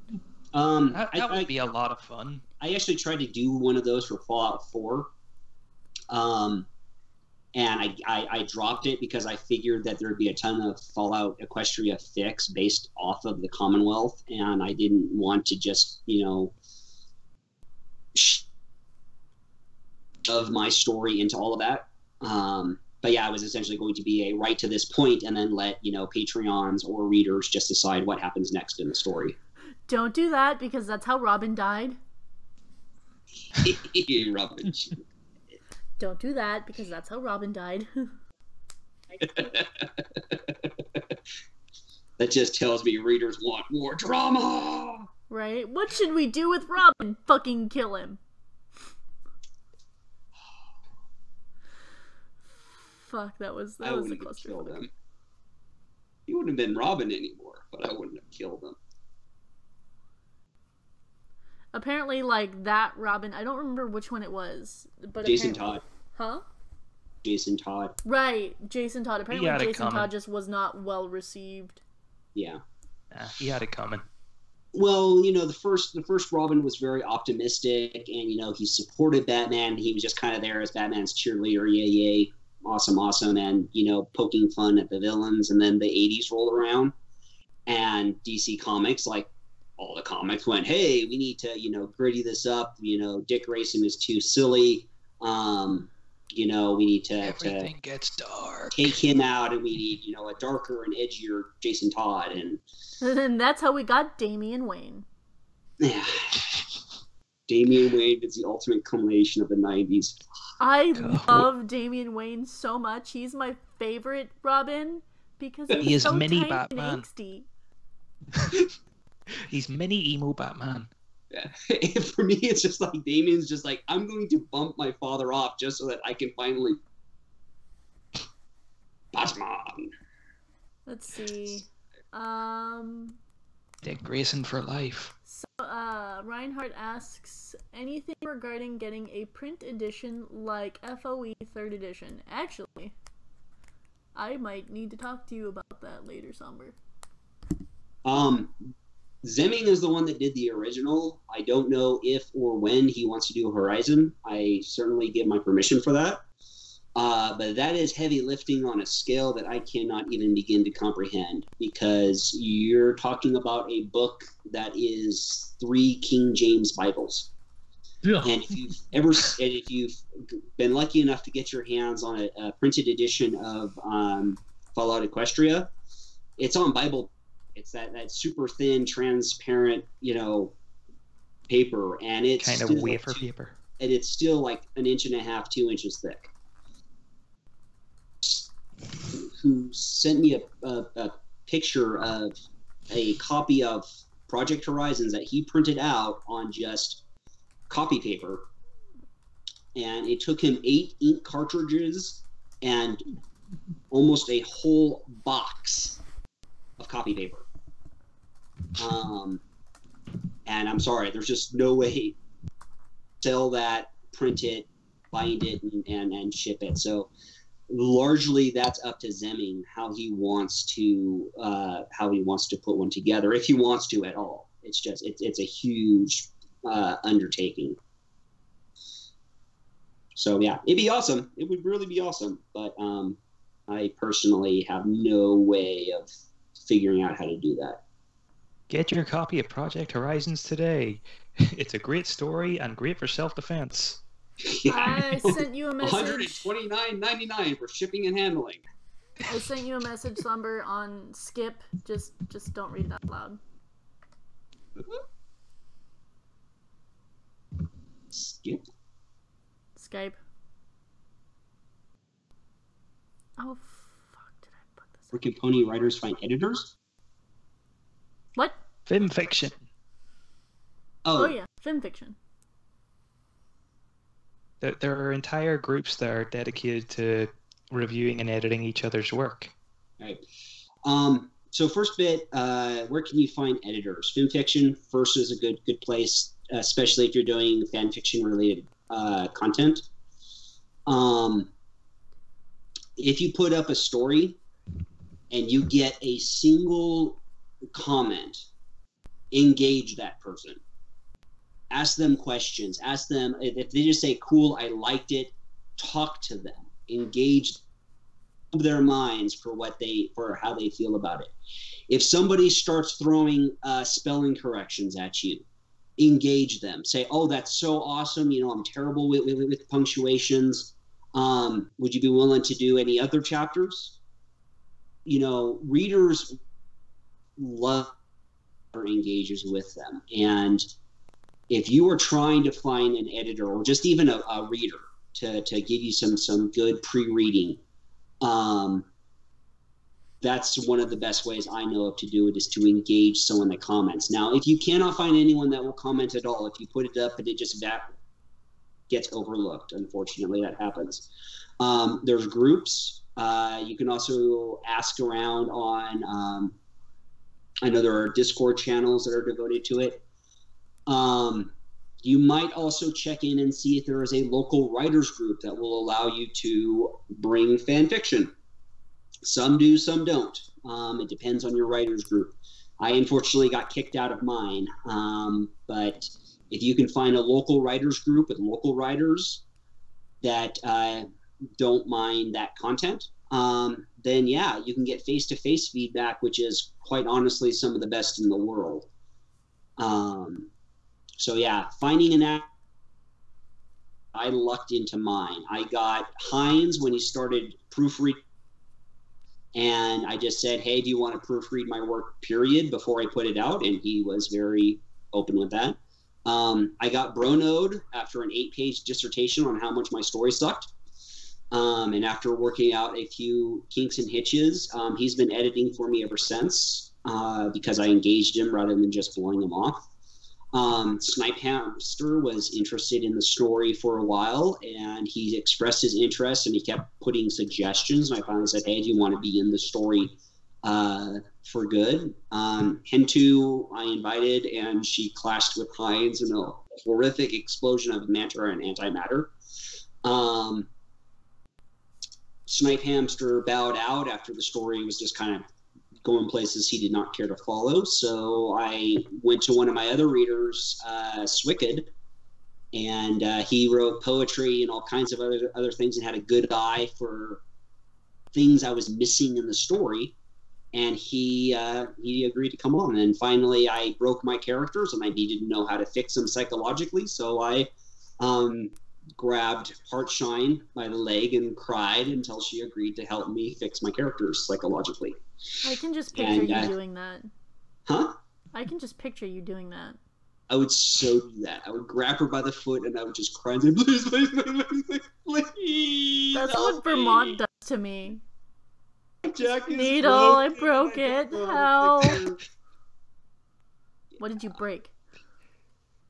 She's awesome. She's more passionate person. So. I love her. We played Cards Against Humanity together, and she goes, I'm the worst person ever. And I was like, oh, honey. Oh, baby. I will kick your ass.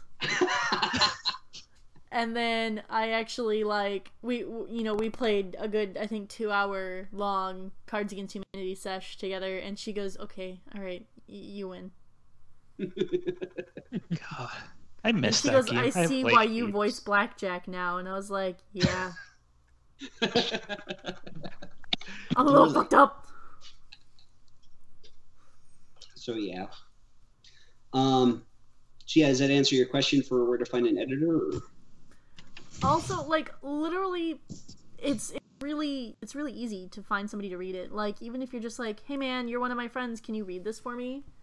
Granted, they have to somewhat be into horse if you're writing horse. That way they kind of know what's going on.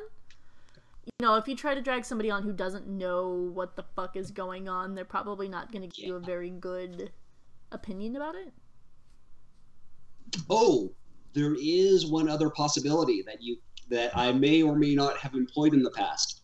If you go to college and you're creative writing course, and that creative writing course is essentially allows you to write whatever and workshop it, you can write horse stuff and force your classmates to workshop it for you.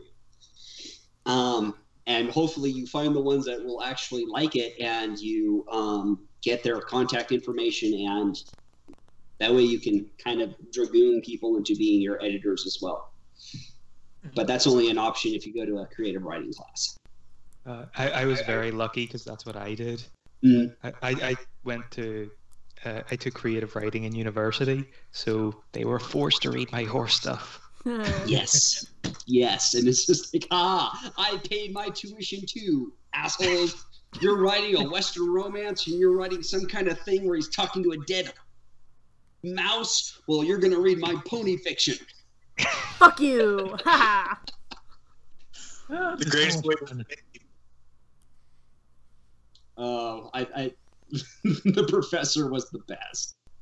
Just because he's like, I would never, ever, ever read this. And you're forcing me to, and I like it. When I was in... The best part is when they like it. Right? Yeah. Absolutely. When I was in high school, we had a cinematography course. And I took it because I really like video editing. Mm-hmm. I ended up essentially doing everything because my team members just wanted to be the actors. So I ended up doing the audio editing, the video editing, the directing, literally everything. Yeah, the things that actually make it a good movie. Right? And so I was a little bit salty at my team, and the project that we had to do was two things that shouldn't go together. That was literally, it was two things that shouldn't go together. So what we did was we did a black and white slapstick Charlie Chaplin style comedy mixed with Blair Witch Project. God.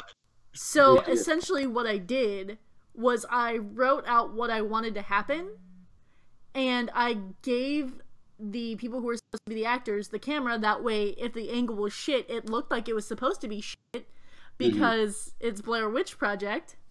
Right.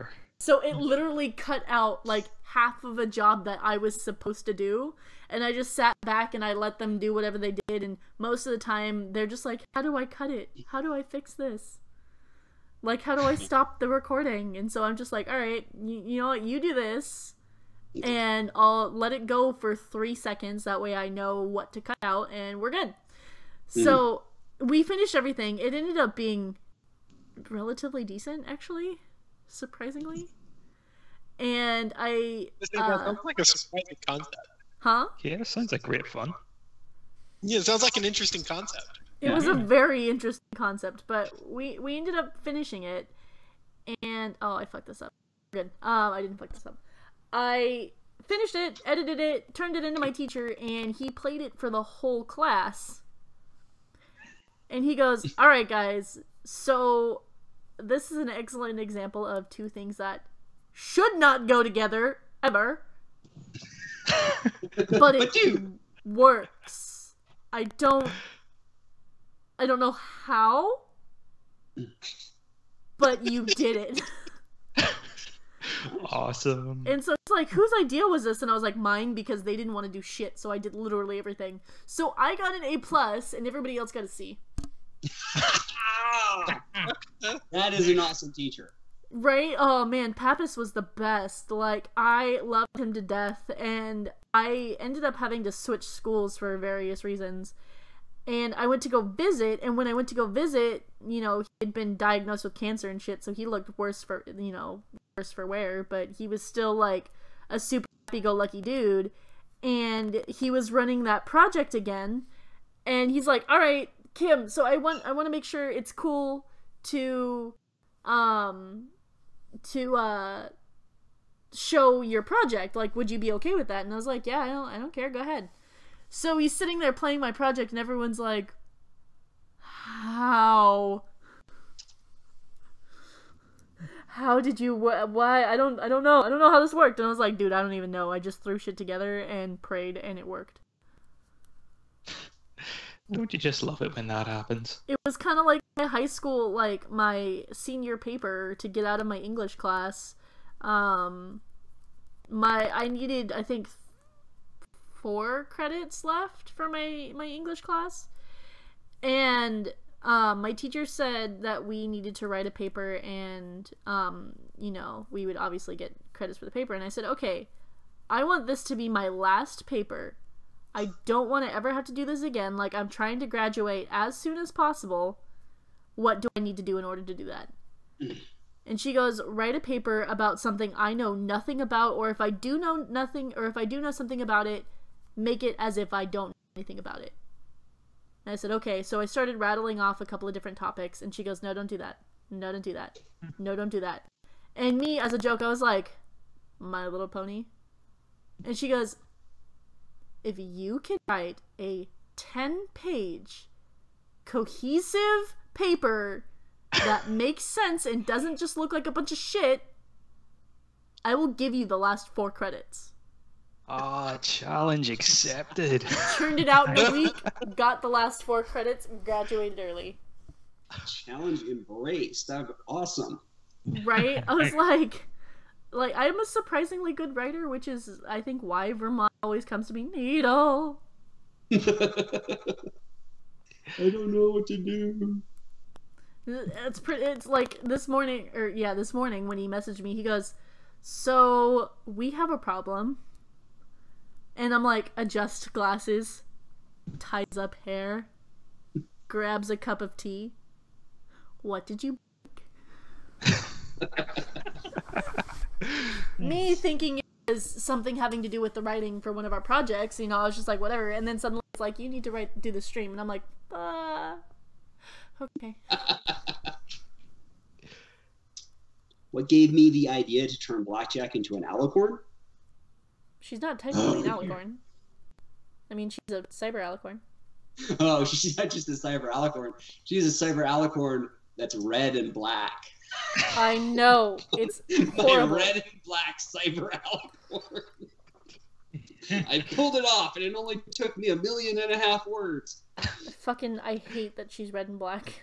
She's not edgy at all. She's not edgy.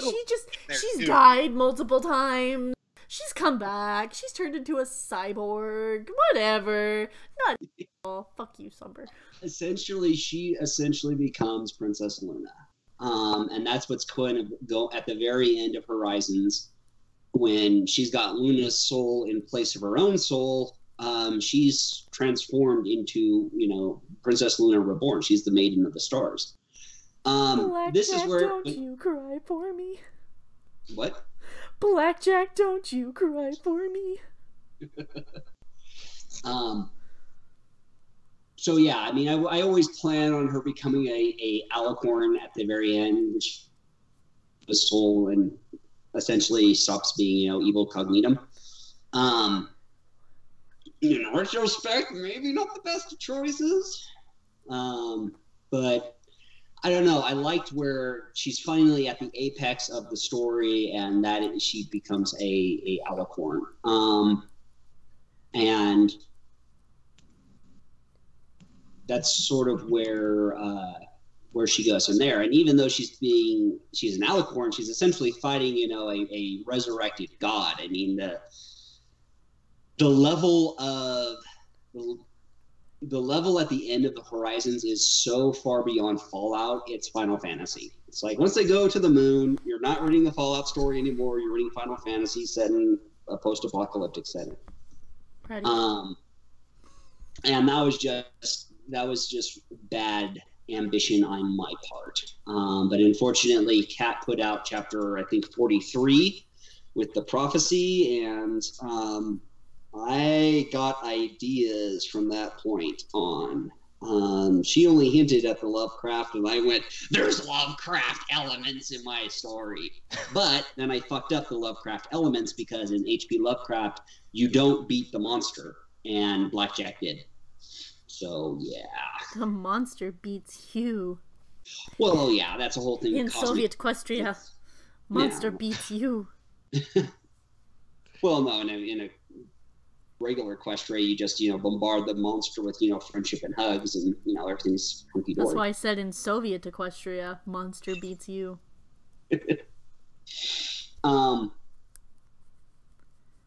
So, yeah, but as far as I was concerned, an alicorn is kind of the apex of poniness, ponyhood, ponydom, whatever. And it was only appropriate that Blackjack achieved that at the very end. So, yeah. Anyone else have a question before I do Krellak's second one? See. I can't actually see the podcast. I'm looking. Let's see. Luna's soul inside her. Blackjack is best alicorn. Do Sombers, and then we'll continue on with the chat. Or do Krellak's, and then we'll continue on with the chat. Okay. So Krellak has another question here in Skype. Somber, how do you correctly write an immortal character without making them OP? And you don't. You can just scratch out and just write a character without making them OP. The deal is a character has to be challenged by stand in their way. And one of the biggest mistakes that writers make is they think that their character has to overcome everything. And sorry, that's real life is full of failures. Real life is very often real life is often defined by our failures and how we overcome them.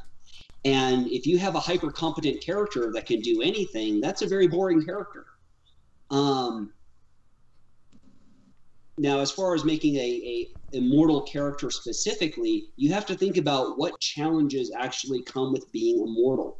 What happens when you see everyone that you love get old and die? Your children get old and die. Your grandchildren get old and die. Eventually, there comes a point where, psychologically, all that death is going to have an impact on someone. What happens, just how is their immortality defined? Is it just they don't age, or is it that they cannot be harmed? Because if it's just they cannot age, well, eventually something is going to kill them, or they're going to kill themselves. If it's they cannot die, then they're looking for existence in which the entire universe slowly undergoes heat death, and they're going to stick around for that. Want a good how does this character deal with that? You want a good example of immortal characters having to live with it? Interview with a Vampire. Yeah, I was gonna say Anne Rice. Anne Rice is a fantastic, way to see what happens to a character when they can't die. Yeah, the sheer weight of a long life. It's fantastic. So Indy does have a question. I think you might just want to answer it in Skype because his connection just died. Yeah. How long is the podcast going to go? We go for however long we feel like it. Okay. Well, I'll hang around for a bit. If he pops back in, I can answer it then. If not, I'll answer it in Skype. Okay. But yeah, Interview with a Vampire, pretty much all of Anne Rice's books are absolutely fantastic because Louis, for instance, when he becomes a vampire, he kind of has to live with the fact that he is a vampire, but he still has human emotion, when typically the vampires in Anne Rice books no longer have human emotion, and they just don't give two fucks, and they'll fucking drink blood, and do as they do. And then you have the opposite end of the spectrum where Akasha, the queen of all of the vampires, essentially goes crazy. Mm-hmm. And starts to think that in order to save the human race, she needs to kill off the entire male population, with the exception of a few thousand males who she deems as fit to help further the population of the world. So turn the entire world into Stable 99. Essentially, but what she's trying to do is she's trying to remove things like rape and misogyny and things like that. And then you also have Lestat, who goes crazy also, decides to tell the entire world of the vampire population and becomes a rock star. Yeah. Or you have Claudia, who was made immortal as a kid and has kind of a psychological breakdown as her mind develops, but her body can't. Yeah. So her mind doesn't really grow up further than what she is, but she's angry. She has those, terrible two mindset because she's still got all of the child hormones and emotions running through her. And she realizes that she can never be a full-grown woman, and Louis can never be in love with her as a full-grown woman because she will never be a full-grown woman. Right. So yeah, immortality has so many great ways of exploring psychology. You just have to define your character's psychology and what does immortality do to them. So things to think about. So any other questions, or should I? Let's see. What were the words on paper? I have a mega spell. Wow. That's the paper she was showing everybody. It's like, don't say it, don't read it, because you might be seeing through my own eyes. So I have a mega spell. Let's see.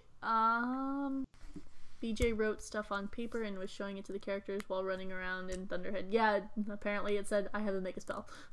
Yeah, I have a mega spell. What does the Eater look like? God, the Eater. I got to the Eater, and the Eater was like a almost anticlimactic. The power scale on Project Horizons goes freaking charts, and I unfortunately turned it into kind of a video gamey. Originally, it was supposed to be kind of a draconic, snake-ish type figure, and then someone pointed out that that was kind of dumb. That I went through and revised and made it more, DBZ levels. Made it more abstract, so it's more like what the person's seeing it is, and it's got all these different, moving parts, as it's kind of machine and energy all trying to screw over the universe. It's a danger when you get to these incredibly high, high stakes, high level things. It's like, okay, so how do I present this conflict in a way that that has tension and is something for the character to overcome? Otherwise it's just I punch out Cthulhu. Over 9,000. And I tried to do that by showing that the Eater would have trapped anybody else in a dreamscape and just eaten them. I mean, it has the ability to manipulate minds, and it tries unsuccessfully to put Blackjack into mindscapes to trap her. Yeah, power creep. There you go. But essentially to trap her and, consume her at its own leisure. Well, she manages to overcome that, and now it becomes, a physical conflict. What the fuck? What the fuck? What the fuck? What happened? What happened? I don't know what's going on, okay? So, this person named Kayla Simpson? Named who? Kayla Simpson on Twitter. I posted a couple of days ago. I was like, hey guys, what do you think I should cosplay as next? And Vermont's like, cosplay as me! And then this person named Kayla is like, I do every time I masturbate. Oh, The Who are you? teenage stupidity. Now I gotta go through and I gotta see who the fuck this person is. Okay. Cause I'm like, what's going on? So essentially, when I got down to that final conflict, I had to frame it in terms of how does Blackjack overcome this and allow Troy the Eater, and essentially she's Luna now, so she lifts a piece of the moon, which lets Tom destroy the Eater. So that final confrontation was very, very touch and go, and the big question was, of course, does Blackjack live through it? And the answer is yes and no. In the epilogue, you find out that, in fact, she does. In the original story, it seems like she dies. And there was a real temptation not to write an epilogue, just to simply say that is it, and let the tears fall where they may. But Swicked and Parkshine both said, no, you'll be a horrible, horrible person if you just leave it off with, Blackjack smiling as she dies.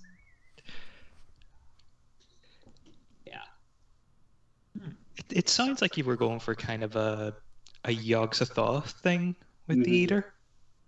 Something like that. I mean, the Eater was essentially try to outshine all other stars in the universe, and instead of doing what stars do and explode and spread their matter out into the universe to form more light, new stars and whatnot, it's like, no, it's going to be me.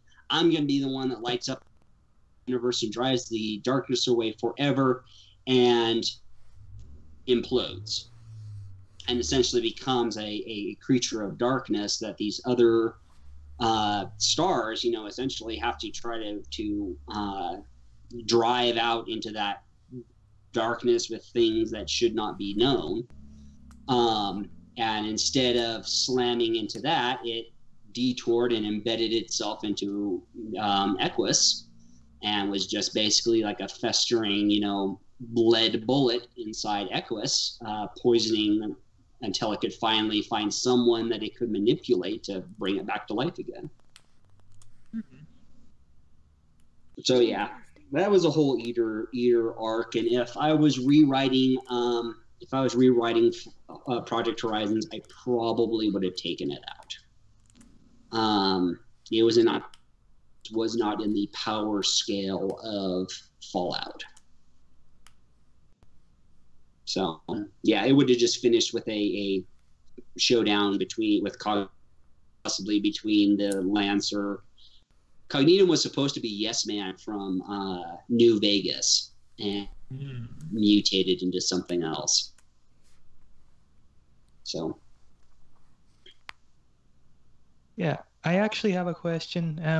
How much of the later chapters of Project Horizons had you prepared ahead of time, at the start, and how much were you just winging as you went?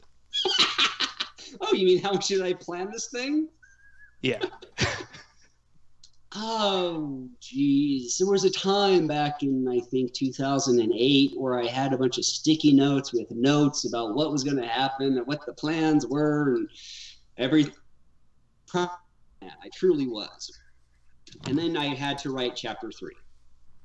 And then my plan was that Blackjack hooks up with the Crusaders, and they're the ones that kind of teach her about the Hoof and the Wasteland and everything. And then I wrote, okay, they're going through the boneyard. There's lots of tempting stuff all around that Blackjack would want because she's out of her stable and she wants to get things. So what do? Do I change Blackjack's character so that she doesn't do the stupid, or does she do the stupid? And if she does the stupid, what's the consequence of her doing the stupid? And suddenly about half of my plans went right out the freaking window. So that's unfortunately the downside of, writing a character. So there's lots of people that say, oh, well, you can just have character X do this, and you can just have character Y do that. And that's only half true. Because characters do things for because of their own internal motivation and psychology, and once you ignore that, your character is just an extension of the plot. And yeah, I don't believe in writing like that. So unfortunately, it takes my writing into some very sticky, unpleasant areas, such as the rocket trip back home. Sounds like my love life. I'll bite my tongue. I'm far too single to reply to that right now. Same. Same. Stitch. I believe that it's important to be true to the character, and if that means I have to change my plan, so be it. The big mistake I made was I changed my story about halfway through, where I got this idea for the Eater of Souls from chapter 43 of Fallout Equestria, where there'd be Cthulhu underneath the Hoof, and that's what the Tokomare really was and whatnot. And I took the story from Fallout New Vegas levels to just full-on Call of Cthulhu, the stakes of the entire world now. And it became a different story at that point. So yeah, plans are wonderful, wonderful things, and I weep for them as they're left behind. You like to wave at them as they pass by. Yeah. God. Fun fact, the very first piece of pony art I ever did, it was my character giving Blackjack a hug. Oh. Because she just needed it. Oh, poor Blackjack. She deserves so much better. Glory deserved so much. Poor freaking Glory. That was a train wreck. I absolutely love Scratchy's art. It's super cute. Yep. Super. Aw, thanks. I screamed when I saw Needle. Oh, that made my day. I was at work and I screamed and my new boss was just like, "Why are you screaming?" And I'm like, "Cause my heart is fit." And You can't understand because you're normal. I was just like, "I'm sorry, I can't. It's amazing, but I can't explain it. Just you're not gonna get it." And he goes, "Okay." And I was like, "Well, it's a good thing though. I'm happy." And he goes, "Okay." Oh, that's a decent boss. That was exactly the reaction I was hoping for. Good. So any other questions or another one from Krelak? I'm trying to see if any of the viewers have a question first before Krelak. I love answering questions. I'm great with answering questions. Oh yeah, no, that's totally fine. It's giving us things to talk about, which is nice. Yeah. As long as folks aren't bored with me talking, because that happens too. Well, you're a new person, like you're kind of adding a new element. Like normally we just have Vermont or Skybolt and they'll start talking about how salty they are towards they'll talk about a couple of things. They'll either start talking about how salty they are towards Stable Tech, they'll start talking about Samurai Jack, or they'll start talking about Star Wars. Okay. So I can talk about all three if you like. No. For the record, I have never seen Samurai Jack and I completely zone out when they start to talk. Neither have I. It's a fun series. It's just not something that everyone's watched.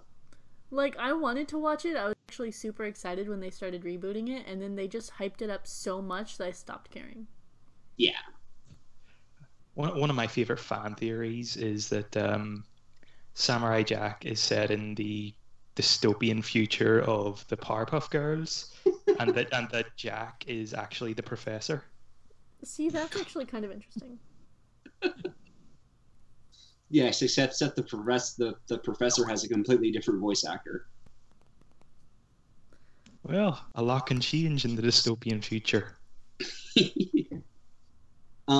No, I think that if Professor were Samurai Jack, he would be a lot more serious. Fun theory, though. Yeah, very fun. So what Krelak asked here in Skype was, what happens when a pony becomes a cyber harbinger like Light Hooves or Glory's mom? Do they keep any organic parts left? Depends on the plot. Or as my writing goes, Blackjack was very attached to her organic, and so was Deuce. And as squicky as it might be, sex is one of the few things that, separates a machine from a living organism. Okay, machines don't need to do it. Living organisms do. And it's one of the few enjoyable acts for most living organisms. So keeping that was something that helps keep them grounded in their own, biologians. What Light Hooves did was he essentially went, I'm probably not going to survive this. None of my soldiers are going to survive this, probably. So I'm just going to delete that, and I don't care what the long-term effects are. And as that one guy went, it's like, I don't think I have a penis anymore. I don't know how I'm supposed to handle this. I could really use some therapy right now because I don't think I have a penis, and I didn't sign up for not having a penis anymore. Oh, per red shirts. Glory's mom, Dawnbringer, she just lost everything. She was essentially, a fusion of organic and inorganic because she sacrificed herself completely to the goddess that she wanted to give everything to. She wanted to be the goddess's vessel. All she wanted. And didn't realize that Cognitum is a bitch that does not deserve that amount of devotion, no matter what she promised. Right. So, but yeah, it's essentially on how plot demands. And I was actually working on a FOE story that I got through like a first chapter, dealing with the Cyber Pony Silver. She's the one that survives the final battle at the Hoof, and okay, so now she's augmented, and how did her family take that? How do other Pegasi take that? it's all well and good to pretend like, oh yeah, they'll just treat her like the person that she is, but we, have that face or have that body that everyone's familiar with, and when you have the ability to tear someone to pieces with your bare hooves because you're mechanical now, that's going to cause some alienation. And what is your place, and what do you do when you've had that alteration forced on you, especially when it was forced on you for a lie? Those are really hard things to live with. And so the story was essentially, how does Silver, survive and deal with that? I had to give that story up because Homelands demanded more of my time. So that story probably won't be written, but it was something that I toyed with, having another Cyberpony character. Shame. Sounds like a really great story. Yeah, the protagonist was a donkey. I was like, you know what? I can't think of a single FOE story that has a donkey as a protagonist. Very true. Unicorn market. Unicorn Master Race. I can imagine. Poor endangered bodies. Yeah, she called herself a garbologist because she refused to think of herself as just a scrap picker.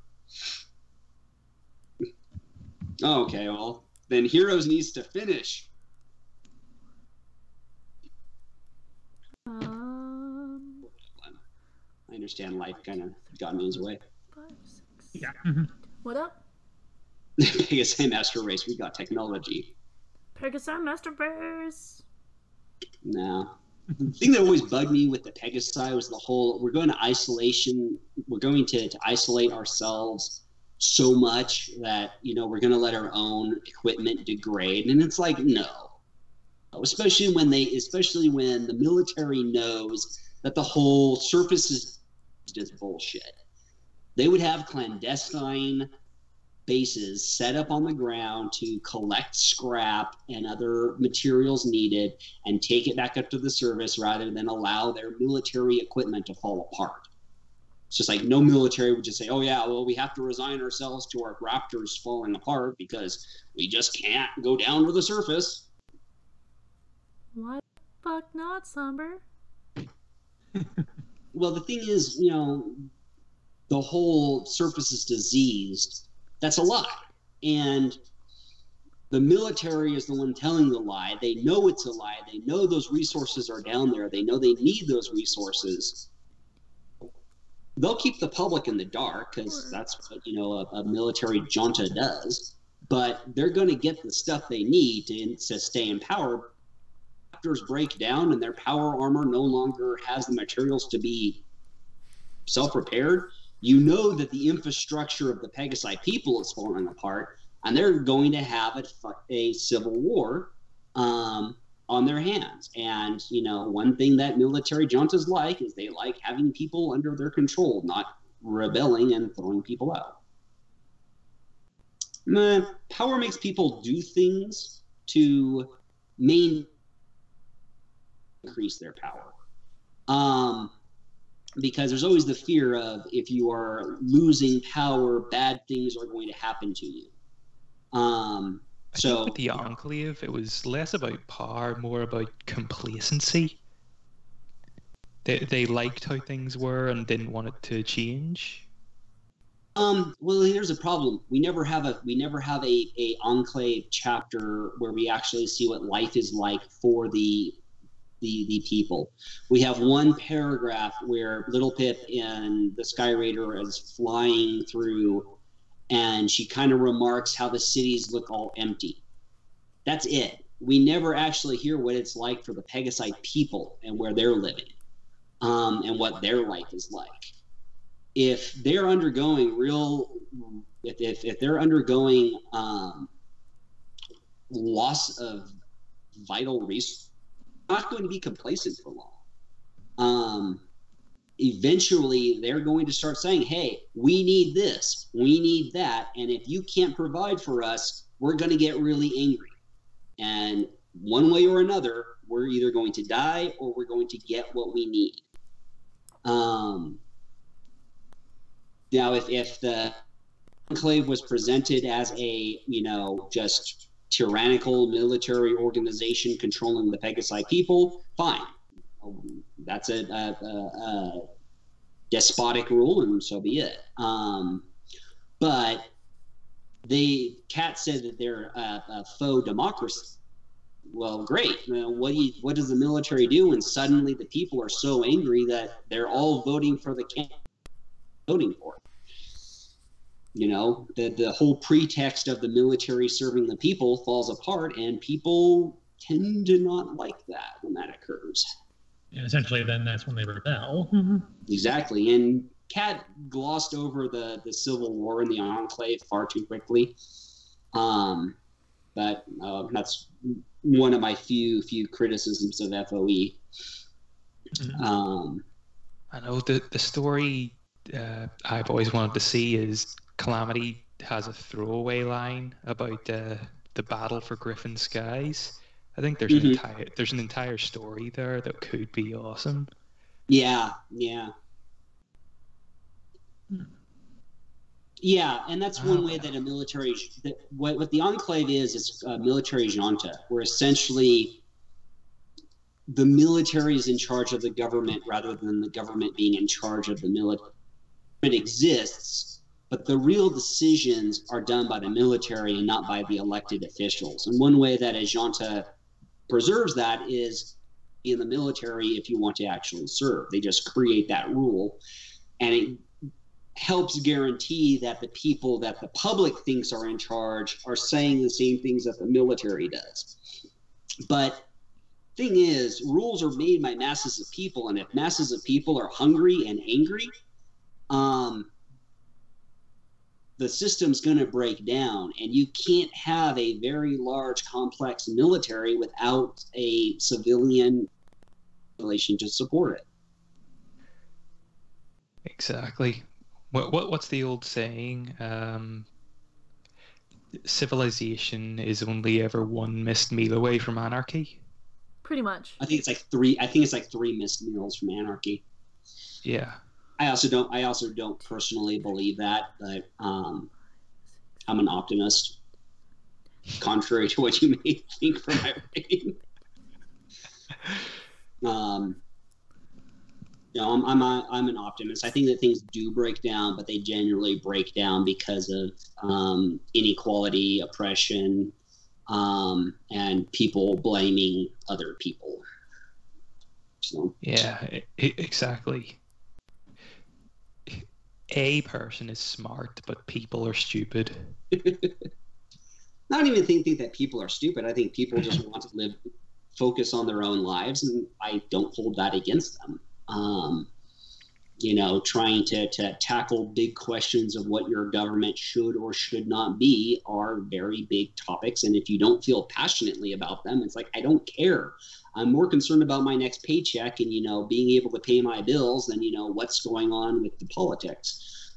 But unfortunately, that's how you get certain people in power that may not have the public's best interest. A little too political.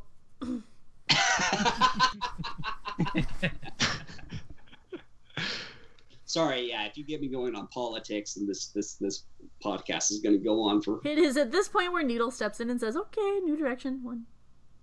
Yeah, new direction. 1, 2, 3, 4, 5, 6. So, any more questions in the chat? Ask me anything. Ask anybody anything. That's true. It's like, do you watch Rick and Morty? Yes. Yes. What do you think of the latest season? I don't know. I haven't seen it yet. It's not up on Hulu. Okay. Do you watch BoJack Horseman? No, and I need to. You should watch BoJack Horseman. It is. I'm sure somewhere. Yeah, sure. Ask me anything. I have no shame, Wendy. Wait, what? What just happened? Wendy, what did you do? I said ask me anything, and Wendy in Skype asked anything, smile mark. Art thou sure? Wendy, Keep it PG. What are your thoughts of ponies in space? Will you write more space ponies? I have no problem with ponies in space. I thought of myself doing a crossover between Star Trek and MLP, where essentially Twilight Sparkle takes over DS9. Oh my god. I love DS9. Essentially, Twilight Sparkle would be Cisco, and Celestia would be the prophets in the wormhole, but oh well.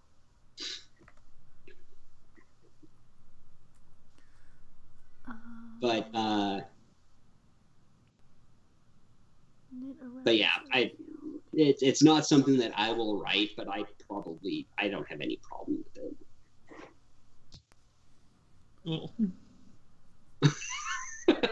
You'll keep it PG. Keep it semi-PG. Smut horse. Huh? I don't know. Is the podcast PG only? No. Oh, okay. Well, in that case, you could just. I don't like Battlestar Galactica that much. I suppose that an MLP Battlestar Galactica crossover could do it better, especially if you use the changelings for Cylons. God, but no! unfortunately, Stop! Huh? No!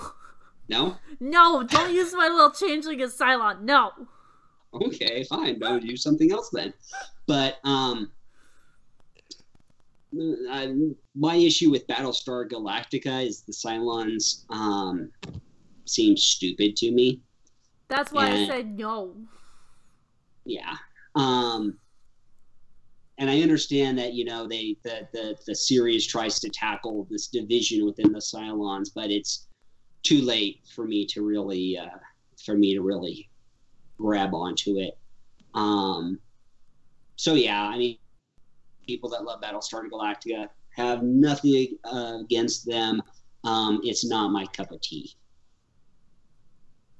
I don't know, Battlestar Galactica is something I've never actually seen. It's one of those series that just completely went over my head. I was more of a Doctor Who fan.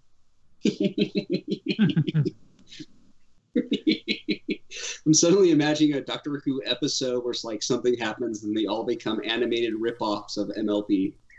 I actually have a picture somewhere hidden on my computer. It is... Let me see if I can find it and I'll post it in the Skype chat.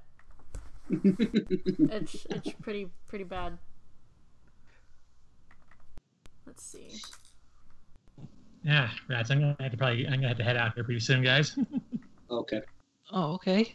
Thanks for joining us. Yeah, we might stop the stream in about a half an hour or so, just because I got errands I gotta run. Okay. All right, there, I shared it. What in the world? When she's like, "Oh, good lord!" Awesome. That is awesome. So yeah. Alright, well, see you guys later. Take care. Okay, bye. Yeah. So Wendy, if you want to ask me something, go ahead and ask me something. What's the worst that could happen? So, a couple of questions. Let's see. In the chat. First one is, what is your favorite video game series and why?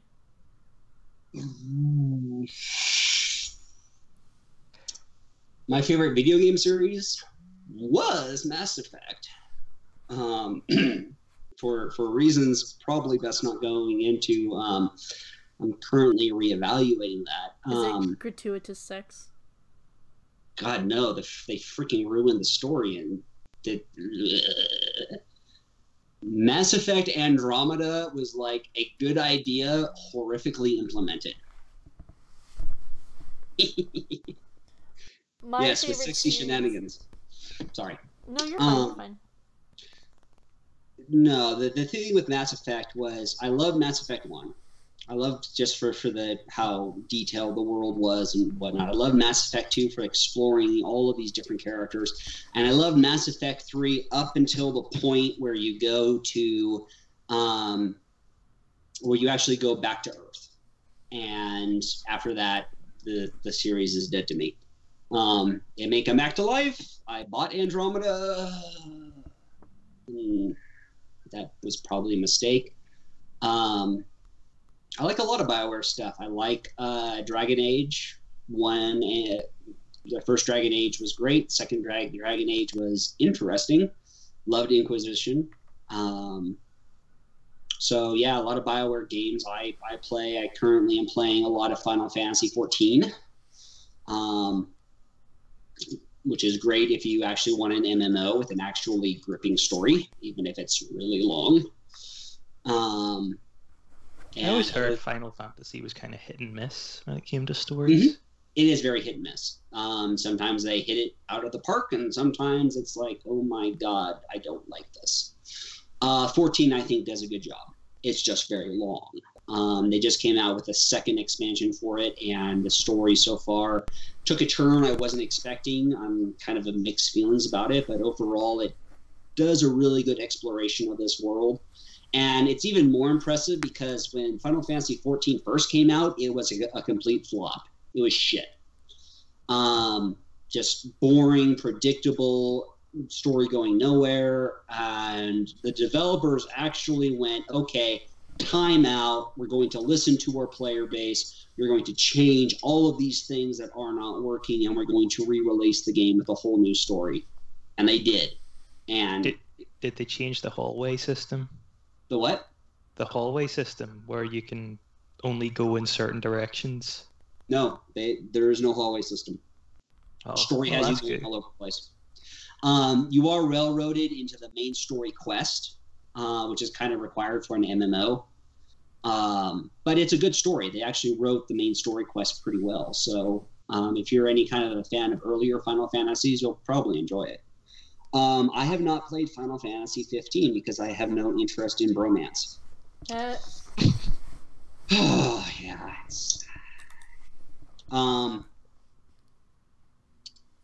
Someday I'll probably pick it up. Right. If it ever gets put on Steam, I might buy it. But I don't have a PS4, so my options are limited. God, I can't wait until I have a good enough computer to actually play the games on Steam that I have. Because, people have been sending me games on Steam because I've been saying, I really want to start doing, a really dorky, ditzy plays thing on here as, an extra thing to do when I'm not recording because I get bored. Mm-hmm. So I have quite a few games that people have been gifting me, and I'm just like, I want to play these, but I can't. I could play Stardew Valley. That's about it. Stardew Valley's awesome. No, I love Stardew Valley because I really liked Harvest Moon. But, I have things like Octodad. I was given the Final Fantasy 14 online game. Mm-hmm. I think I was given the Friday the 13th game. Where you, play as as Jason Voorhees, and you, run around killing other people and shit. Awesome. And then I really want to get Hide and Scream. There's a bunch of games I want to get more Fallout games so I can sit and I can play. Okay, let's go through the Wasteland, guys. This is fun. A real-time Wasteland survival guide. Pretty much. The one thing that there's two things that Stardew Valley is missing. First, bugs. I'm very surprised that they don't give you a poison sprayer or a ladybug thing, or just have some aspect where you have to deal with other critters, eating your food. I mean, they have the scarecrows and the crows, but once you have the scarecrows up, it's not a thing anymore. Yeah. And anyone that is a farmer will tell you the bugs are a freaking issue. Oh yeah. And the other thing is taxes. I keep waiting for the mayor to show up and say, property tax. And here's the taxes you need to pay, because that's the other big issue that every farmer ever always has to deal with is the taxes you have to pay. So I know it's not something that, but if it's going to be a farming simulator, I really would have liked it if they'd included those as well, but it's a fun game. Fallout 4, on the other hand, You sound like you have a love-hate relationship with it. It's a wonderful shooter. I wish that they'd put a role-playing aspect to it. Let's see. Fallout 4 is just lazy. It just really is. And Bethesda is demonstrating just how lazy they are with the Creation Club mess. Hello, Oakhart. Hello. Oak. How can I not sneak in the bloody calls anymore? 'Cause I can fucking hear you bleep on, you bitch. Oh, don't call me a bitch, you bitch. You love me, though. Okay, welcome to the chat. Yeah, we're gonna be on for like another 25 minutes, and then we all need to get going. Because of life and Because stuff. of life, I gotta go be an adult. I gotta go pay. Whenever my mom tells me things to do, because like, usually my go-to thing to tell people is, "Shut up, you're not my real mom. You can't tell me what to do." But when my mom actually says something, like tells me to do something, I'll go, "Shut up, Mom. I'm an adult. I pay taxes." I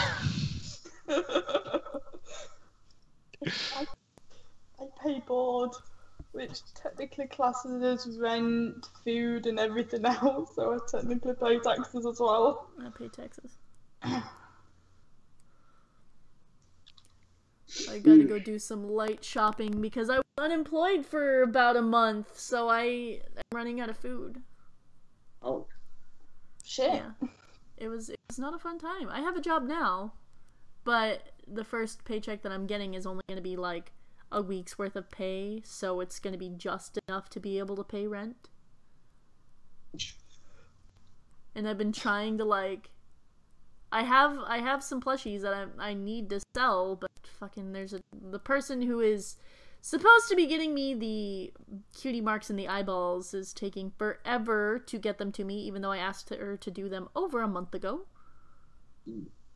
And so now there goes my rent money, so I had to borrow from a friend, which I hate having to do. Right. I caused a stir in the chat. Of course you caused a fucking stir in the chat. What did you do? Showed up.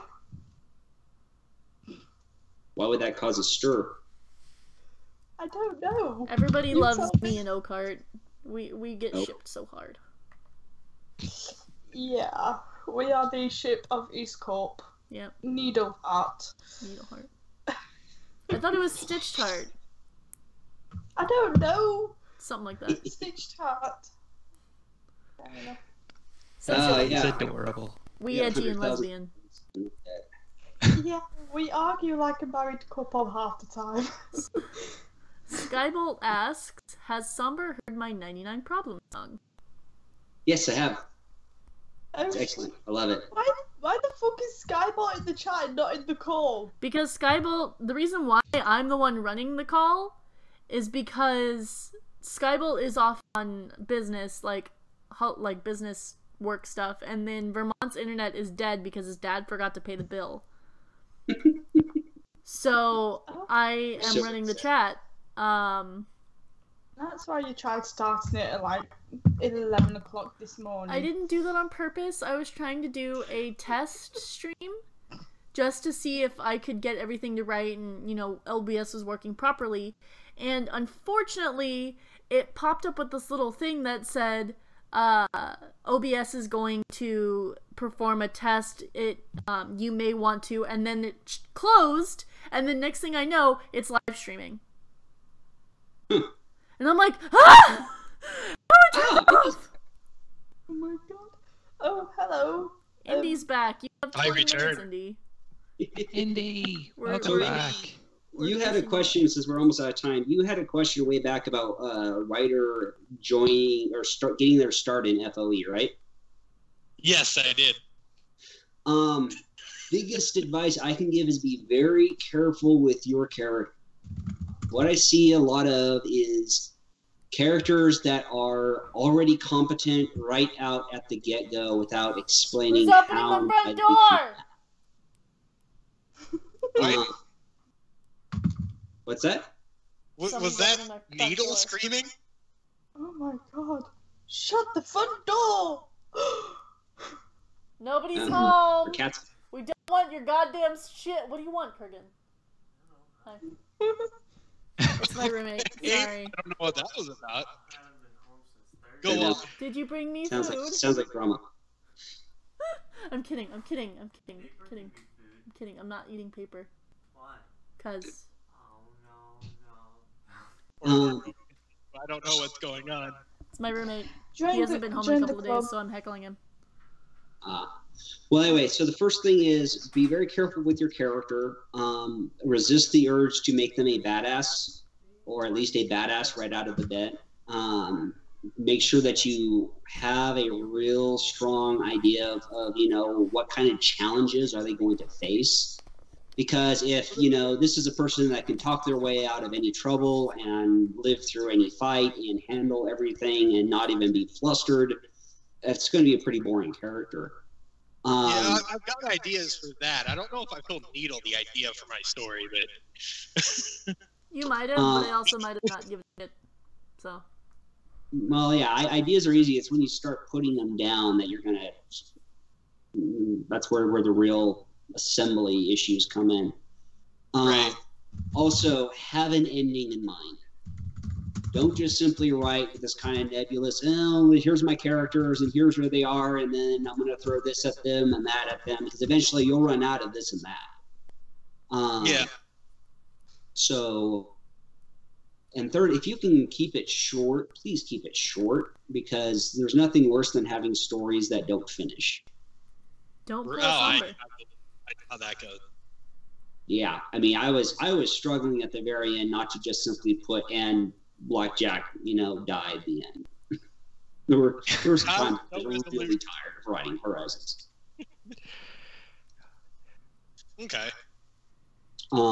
So yeah, make sure you know your character. I like weaker starting with a weaker character or a broken character, because that way they start in a low place, and then Well, that's the whole premise of the story I wanted to write it. Somebody completely broken from the start. yeah. Well, then you have to figure out, okay, who were they? How did they get broken without dying? Because remember, the Wasteland is a very unforgiving place, and it tends to kill people that are broken. So how do they break without dying? Right. Then how do they put themselves back together again? Right. To begin with. And then you have to decide, is this going to be a happy ending or a tragic ending? Wait, Needle, you've got a patchwork pony, right? So technically a living doll. Yeah, essentially, there's a little bit more to her background story than that, but yeah, she's essentially a living doll. Is she a Okay, Lyra so plushie doll? No. Somber? Go fuck yourself. So, okay, I've told the story a couple of times. The original reason why she has patches was because when I was first getting into horse, I really fell in love with the character Vinyl Scratch. And so I drew Vinyl Scratch during a very long period in math where I had absolutely nothing to do because I was done with all of my work and I was just waiting for the next chapter to pop up. So I drew Vinyl Scratch and I wanted to color her in, but I had very limited amount of colors. So I gave her red and black hair because at the time I had red and black hair. And then I drew her body purple because I like the color purple. And my friend Luke comes up to me and says, "Oh, that's your OC. That's your OC. That's Needle Stitch." And I said, "What? No, this is bullshit. This is just a recolor of vinyl. Why the fuck would this be my OC?" And he's just like, "Oh, okay." And so then I went to my history class, which was next, and we watched a World War II Nazi propaganda video, and it showed a lot of really gruesome footage about like the Jews getting chopped up and resewn and shit like that. And so I decided to draw patches on her, and I showed it to my friend Luke. I said, "Now it's Needle Stitch," and he goes, "That actually looks kind of badass. GG." And I had that design for, I want to say maybe 3 years. No, when did Kat do my redo? I want to say 2015. Yeah, so I had her for 4 years. I had it like that, and I wasn't really happy with her. And my friend Kat was like, hey, I'm having a little bit of trouble with rent, can somebody toss me some money? So I had a job at the time, so I was like, yeah, sure, I'll toss you some money. Would you mind drawing me a badge for my OC? Because she does these really cute badges. And she goes, yes, but I'm going to redo the coloring because you have red and black hair and no friend of mine is going to be a basic bitch. I said, that's fine. That's fine. Okay. So she's like, is there anything that you don't want me to change? And I was like, she has to stay purple and she has to keep her green eyes. And she goes, okay. So and she has to keep patches. Well, yeah, that was never going to change. Like, there was no question of that. And so then she drew what you see now with the kind of ombre purple hair, and that's the design it stuck with. And then my friend Artiel decided to do an absolutely gorgeous picture of her that I still have, and it's just been kind of building off of that design ever since. But like her background story, like the actual why she has patches as in canon with the universe, she does a lot of sewing and things like that, hence the name Needle Stitch. And Zecora needed little sachets in order to put herbs and stuff for pulling in. So Needle takes all of the supplies that she had made the little sachets for Zecora, and she goes into the tree forest, and she is attacked by this plant that is similar to kind of what an anglerfish does. It has a really attractive piece and then the big ugly mouth that eats you. So it lays down and it holds out this flower that has a very intoxicating scent that you just kind of like, you're attracted to it immediately, so you want to go and smell it. And Needle goes and smells it, and then the actual body of the creature comes and attacks her, and she manages to get away from it, but she's bleeding, and if she doesn't fix herself, she's going to end up dying, hence the stitches. She had to sew herself back up. And okay. So now she's essentially a living doll. Okay, so Needle's a living doll. Yeah. Oakheart is an undead pony. People are shipping the living dead. That's called necrophilia. I've just realised this. But when I first showed her to Mums, he's just like, he saw the original red and black design, but he saw a very cute version where like the top part of her hair is black and then the very tips are ombre red, kind of like what I have with my hair now. And he goes, I don't get it. Why does she have patches? This looks stupid. And I was like, well, she's a living plushie. And I explained her backstory, and he goes, dude, that's awesome! You can essentially justify your design with a good background story. Yeah. So I was able to create a relatively decent background story for her as to why she has the patches. So it's a go see. If you just saw her, you'd probably be like, edgy. But most of the people who see pictures of her on DeviantArt or Brew, they're mostly like, at first I was scared, and then I thought living plushie, and now I think, oh my god, adorable. Yeah. She was definitely one of the more fun characters I got to draw. I love her because most people, when they see her, they're like, oh, she's so cute. And then, like, they ask if they can draw her because she's just got a fun design. And she fits my passion, which is knitting, crocheting, sewing, things like that. It's kind of like Oakheart. She has gauntlets on her front hooves, which are basically her life supply. What? What does that have to do with what? Oakheart.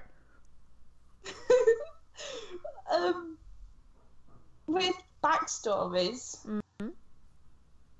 your character has patches because it practically saved her life.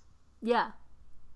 No. Oakheart, she wears gauntlets because they keep her alive with magic. Oh, okay. Now I get where you're going. I was like, what are you talking about, girl? So basically, around her 17th birthday, her mother killed her. Why because she wasn't an alicorn. Why would her mother expect her to be an alicorn? Here's the fun part. Scientific research went into a program which gave you a 1 out of 2 chance of having an alicorn as a kid. So, with coming from a high-class family, they thought, ooh, trophy child. Oakheart's sister was born an alicorn. Oakheart was born a Pegasus. She was the failed sister. I assume this backstory was written before Flurry Heart was a thing, and Celestia and Luna are like, we've never seen an alicorn born before. But have you heard of Skydonium? No. That's where she's from, Skydonium. High class society of ponies. So yeah, it was more of a top secret kind of scientific project thing. She went to school like normal, like everyone else, and made friends with unicorns. And again, around her 17th birthday, her mother was sick of having a absolutely perfect child and a waste of space, basically. So after Oakheart dies, her friends find out, and they practically bring her back to life using dark magic. Crush, kill, destroy, flag.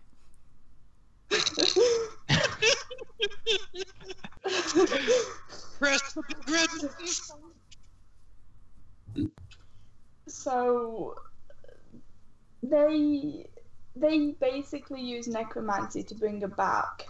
Crush, and swag. They realised that from the magic circle, Oakheart basically couldn't leave because that was what given her life. So they ended up making gauntlets for her to wear, which basically gave her a life support. So she's basically a walking corpse, and she doesn't actually have a real cutie mark. It's just kind of stuck on because that's part of the curse. And she's forever stuck at 17.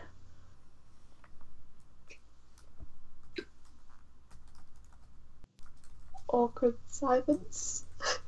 Well, there are worse things to be stuck as. Yeah. So yeah, that's my edgy OC's backstory. Yeah. You both have put a lot of thought into this, haven't you? Yeah, mostly because people didn't like it when I said, I just drew her because I was watching Nazi propaganda videos in high school. They're like, that's a really bad backstory. And I was like, and I'm going to create something off the top of my head. So I literally spent like maybe 3 minutes just blurting out shit that kind of made sense. And a friend of mine was like, you know what? That actually seems semi-plausible. Yeah. Turned out really well in the end. That it did. You've heard that story before, Indy. You've heard that story many times. I have. Yeah, I love how Needle's Because we've known backstory each other makes like her 5 out. years. What'd you say, Oak? Yeah. I love how your background makes your OC sound cool and mine just sounds like an edgy black and red OC. She does kind of sound like a black and red OC. But she doesn't resent her mother and she isn't evil. She's just fair. She just likes to eat nails for breakfast. Needles for breakfast. Oh. Oh, my. Hi. Wink, wink, nudge, nudge. Hi. Okay. Oh, my.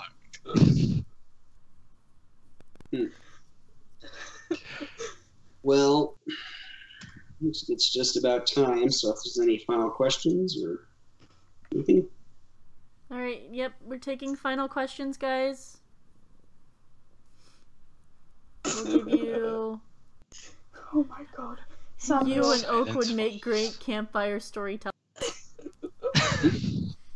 Needle heartaches Oak heart, aka the only acceptable form of necrophilia. Fuck me, no, oh my god. Oh god. Once upon a time, there was all this Daybreaker. blood. There was so much blood. Daybreaker was awesome, but it kind of ruined the story that I was writing, The Sun Is Not Good, because that was essentially where I was going with it. And then the show dropped Daybreaker, and it's like, oh, well, here's Nightmare I Celestia. really don't like her name. Like, I don't like the name Daybreaker. I really would have liked it if they called her Solar Flare. I was going to say, Um, Solar Flare suited her better. Okay, Tyrant Sombra has a question. The idea of Celestia, who is always so prim and proper and constrained and loving and happy and trying to make everyone, happy and just snapping. Yeah, I could see her either going super serious and angry or just super, you know what, I just want to do whatever the fuck I want and no more guilt for it. I'm not going to feel guilty about what I did to Luna. I'm not going to feel guilty if ponies are unhappy. I'm just simply going to let loose and fuck all if they don't like it. Yeah, what's everyone going to do? Well, you think about Celestia. Feather, where are you from? Sorry? Where are you from? I'm from Belfast. Thought so. Yes, we have a very distinctive accent. It's a very southern accent, I can tell you that for sure. I'm from the north, thank you very much. See, this is what happens when people get I'm together. from the north, thank you very much. Go fuck yourself, Oak. You don't even know your own country's accents. No, I don't. I'm in the fucking middle. See, I love it when Oak tries to do an American accent. I don't try to do an American accent. I don't try to do anything. The one time you did, it was hilarious and adorable. Because, like, we were all talking, and I start busting out a British accent, and she goes, I don't know why you guys can do our accents, but we can't do yours. Because obviously, I mean, I had to do a British accent for Duchess Rose Petal, for the last installment of Confessions. So obviously I can do a British accent, but I find it funny when Oak tries to do an American accent. But, you don't do a British accent. You do an Oakhart accent. Yeah, I mean, I guess I kind of do. My accent tends to sound a little bit more like yours than it does like Kelly's. Kelly. Anyway, that's about. Anyway, Sombra, you had a question. Have you ever thought about writing PH to non-pony and then releasing it as a series of books? Whatever the fuck that means. I think somebody already asked that question and it was already answered. Yeah. See Zemming for details. See Zemming for details. Yeah, I've given permission. It's completely out of my hands. All I ask is that, you try and do it as well as you can, and good luck to you. But Zemi is the no, one no. that I did the- think the question wasn't about it wasn't about like hard copies. I think they're asking if you're gonna pull a Stephanie Meyer and turn them into non-humans so you can officially release them or non-pony. Yeah. I Right, don't know people- how well it would work as a non-ponified version, because a lot of it is based off of what Equestria was, and there's the tragedy in it. I don't think you could pull that. I'm not sure if that would transfer well from Equestria to America. That and the other half is Fallout, which is licensed. Well, post-apocalyptic content you can't copyright. I would have to take out the specific Fallout aspects, and instead of stable, it would be Bunker 99. Right. You can whitewash that fairly well. Like Bethesda doesn't have a copyright on power armor or anything like that. So, I could simply, take it and reprocess it as something original. Like instead of, the Steel Rangers, they would be the remains of like a Marine Corps unit or something. It's something I could do. It would just be a lot of work, and I'm not sure that it would transfer over very well. I think that more would be lost than gained by making that conversion. Yeah, it would kind of lose the essence of what it is. Yeah, plus, a lot of it works off of magic. And, if you don't have magic, things get iffy. Now, could I make a post-apocalyptic magical world and put blackjack in it? Sure, but at that point, a fresh story set in a magical setting, which I have thought of.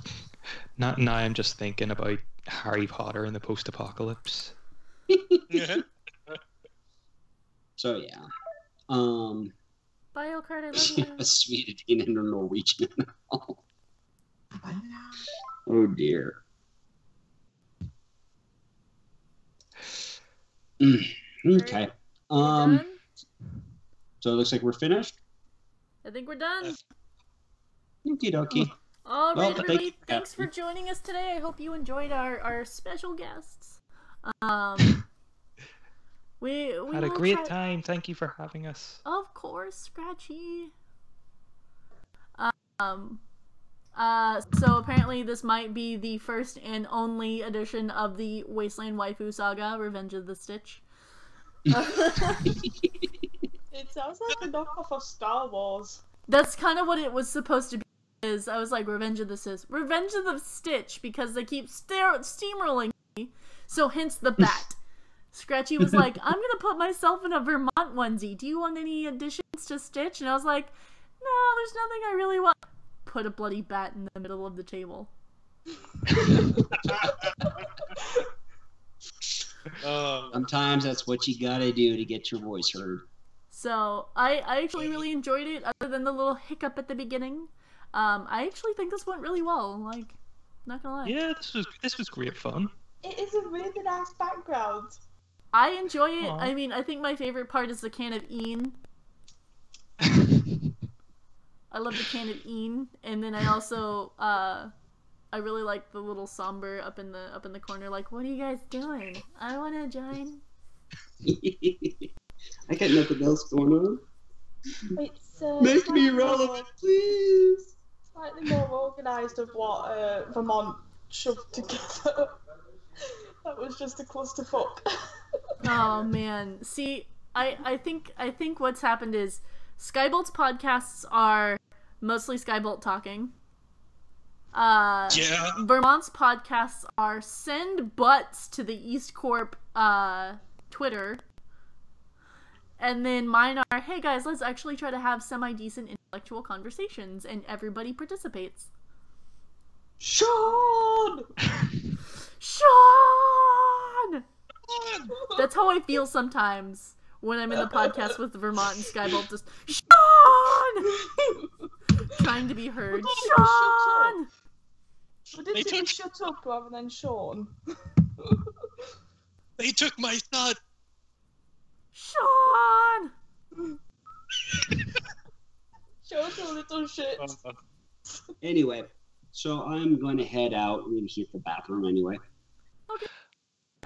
So, thank you so much for having me. You're So welcome. nice to meet you, Thanks, Somber. everybody, for No showing problem. Nice to up. meet you too, Scratchy. I will see you in the future. I know that much. Yep. Take care. Bye. And Bye.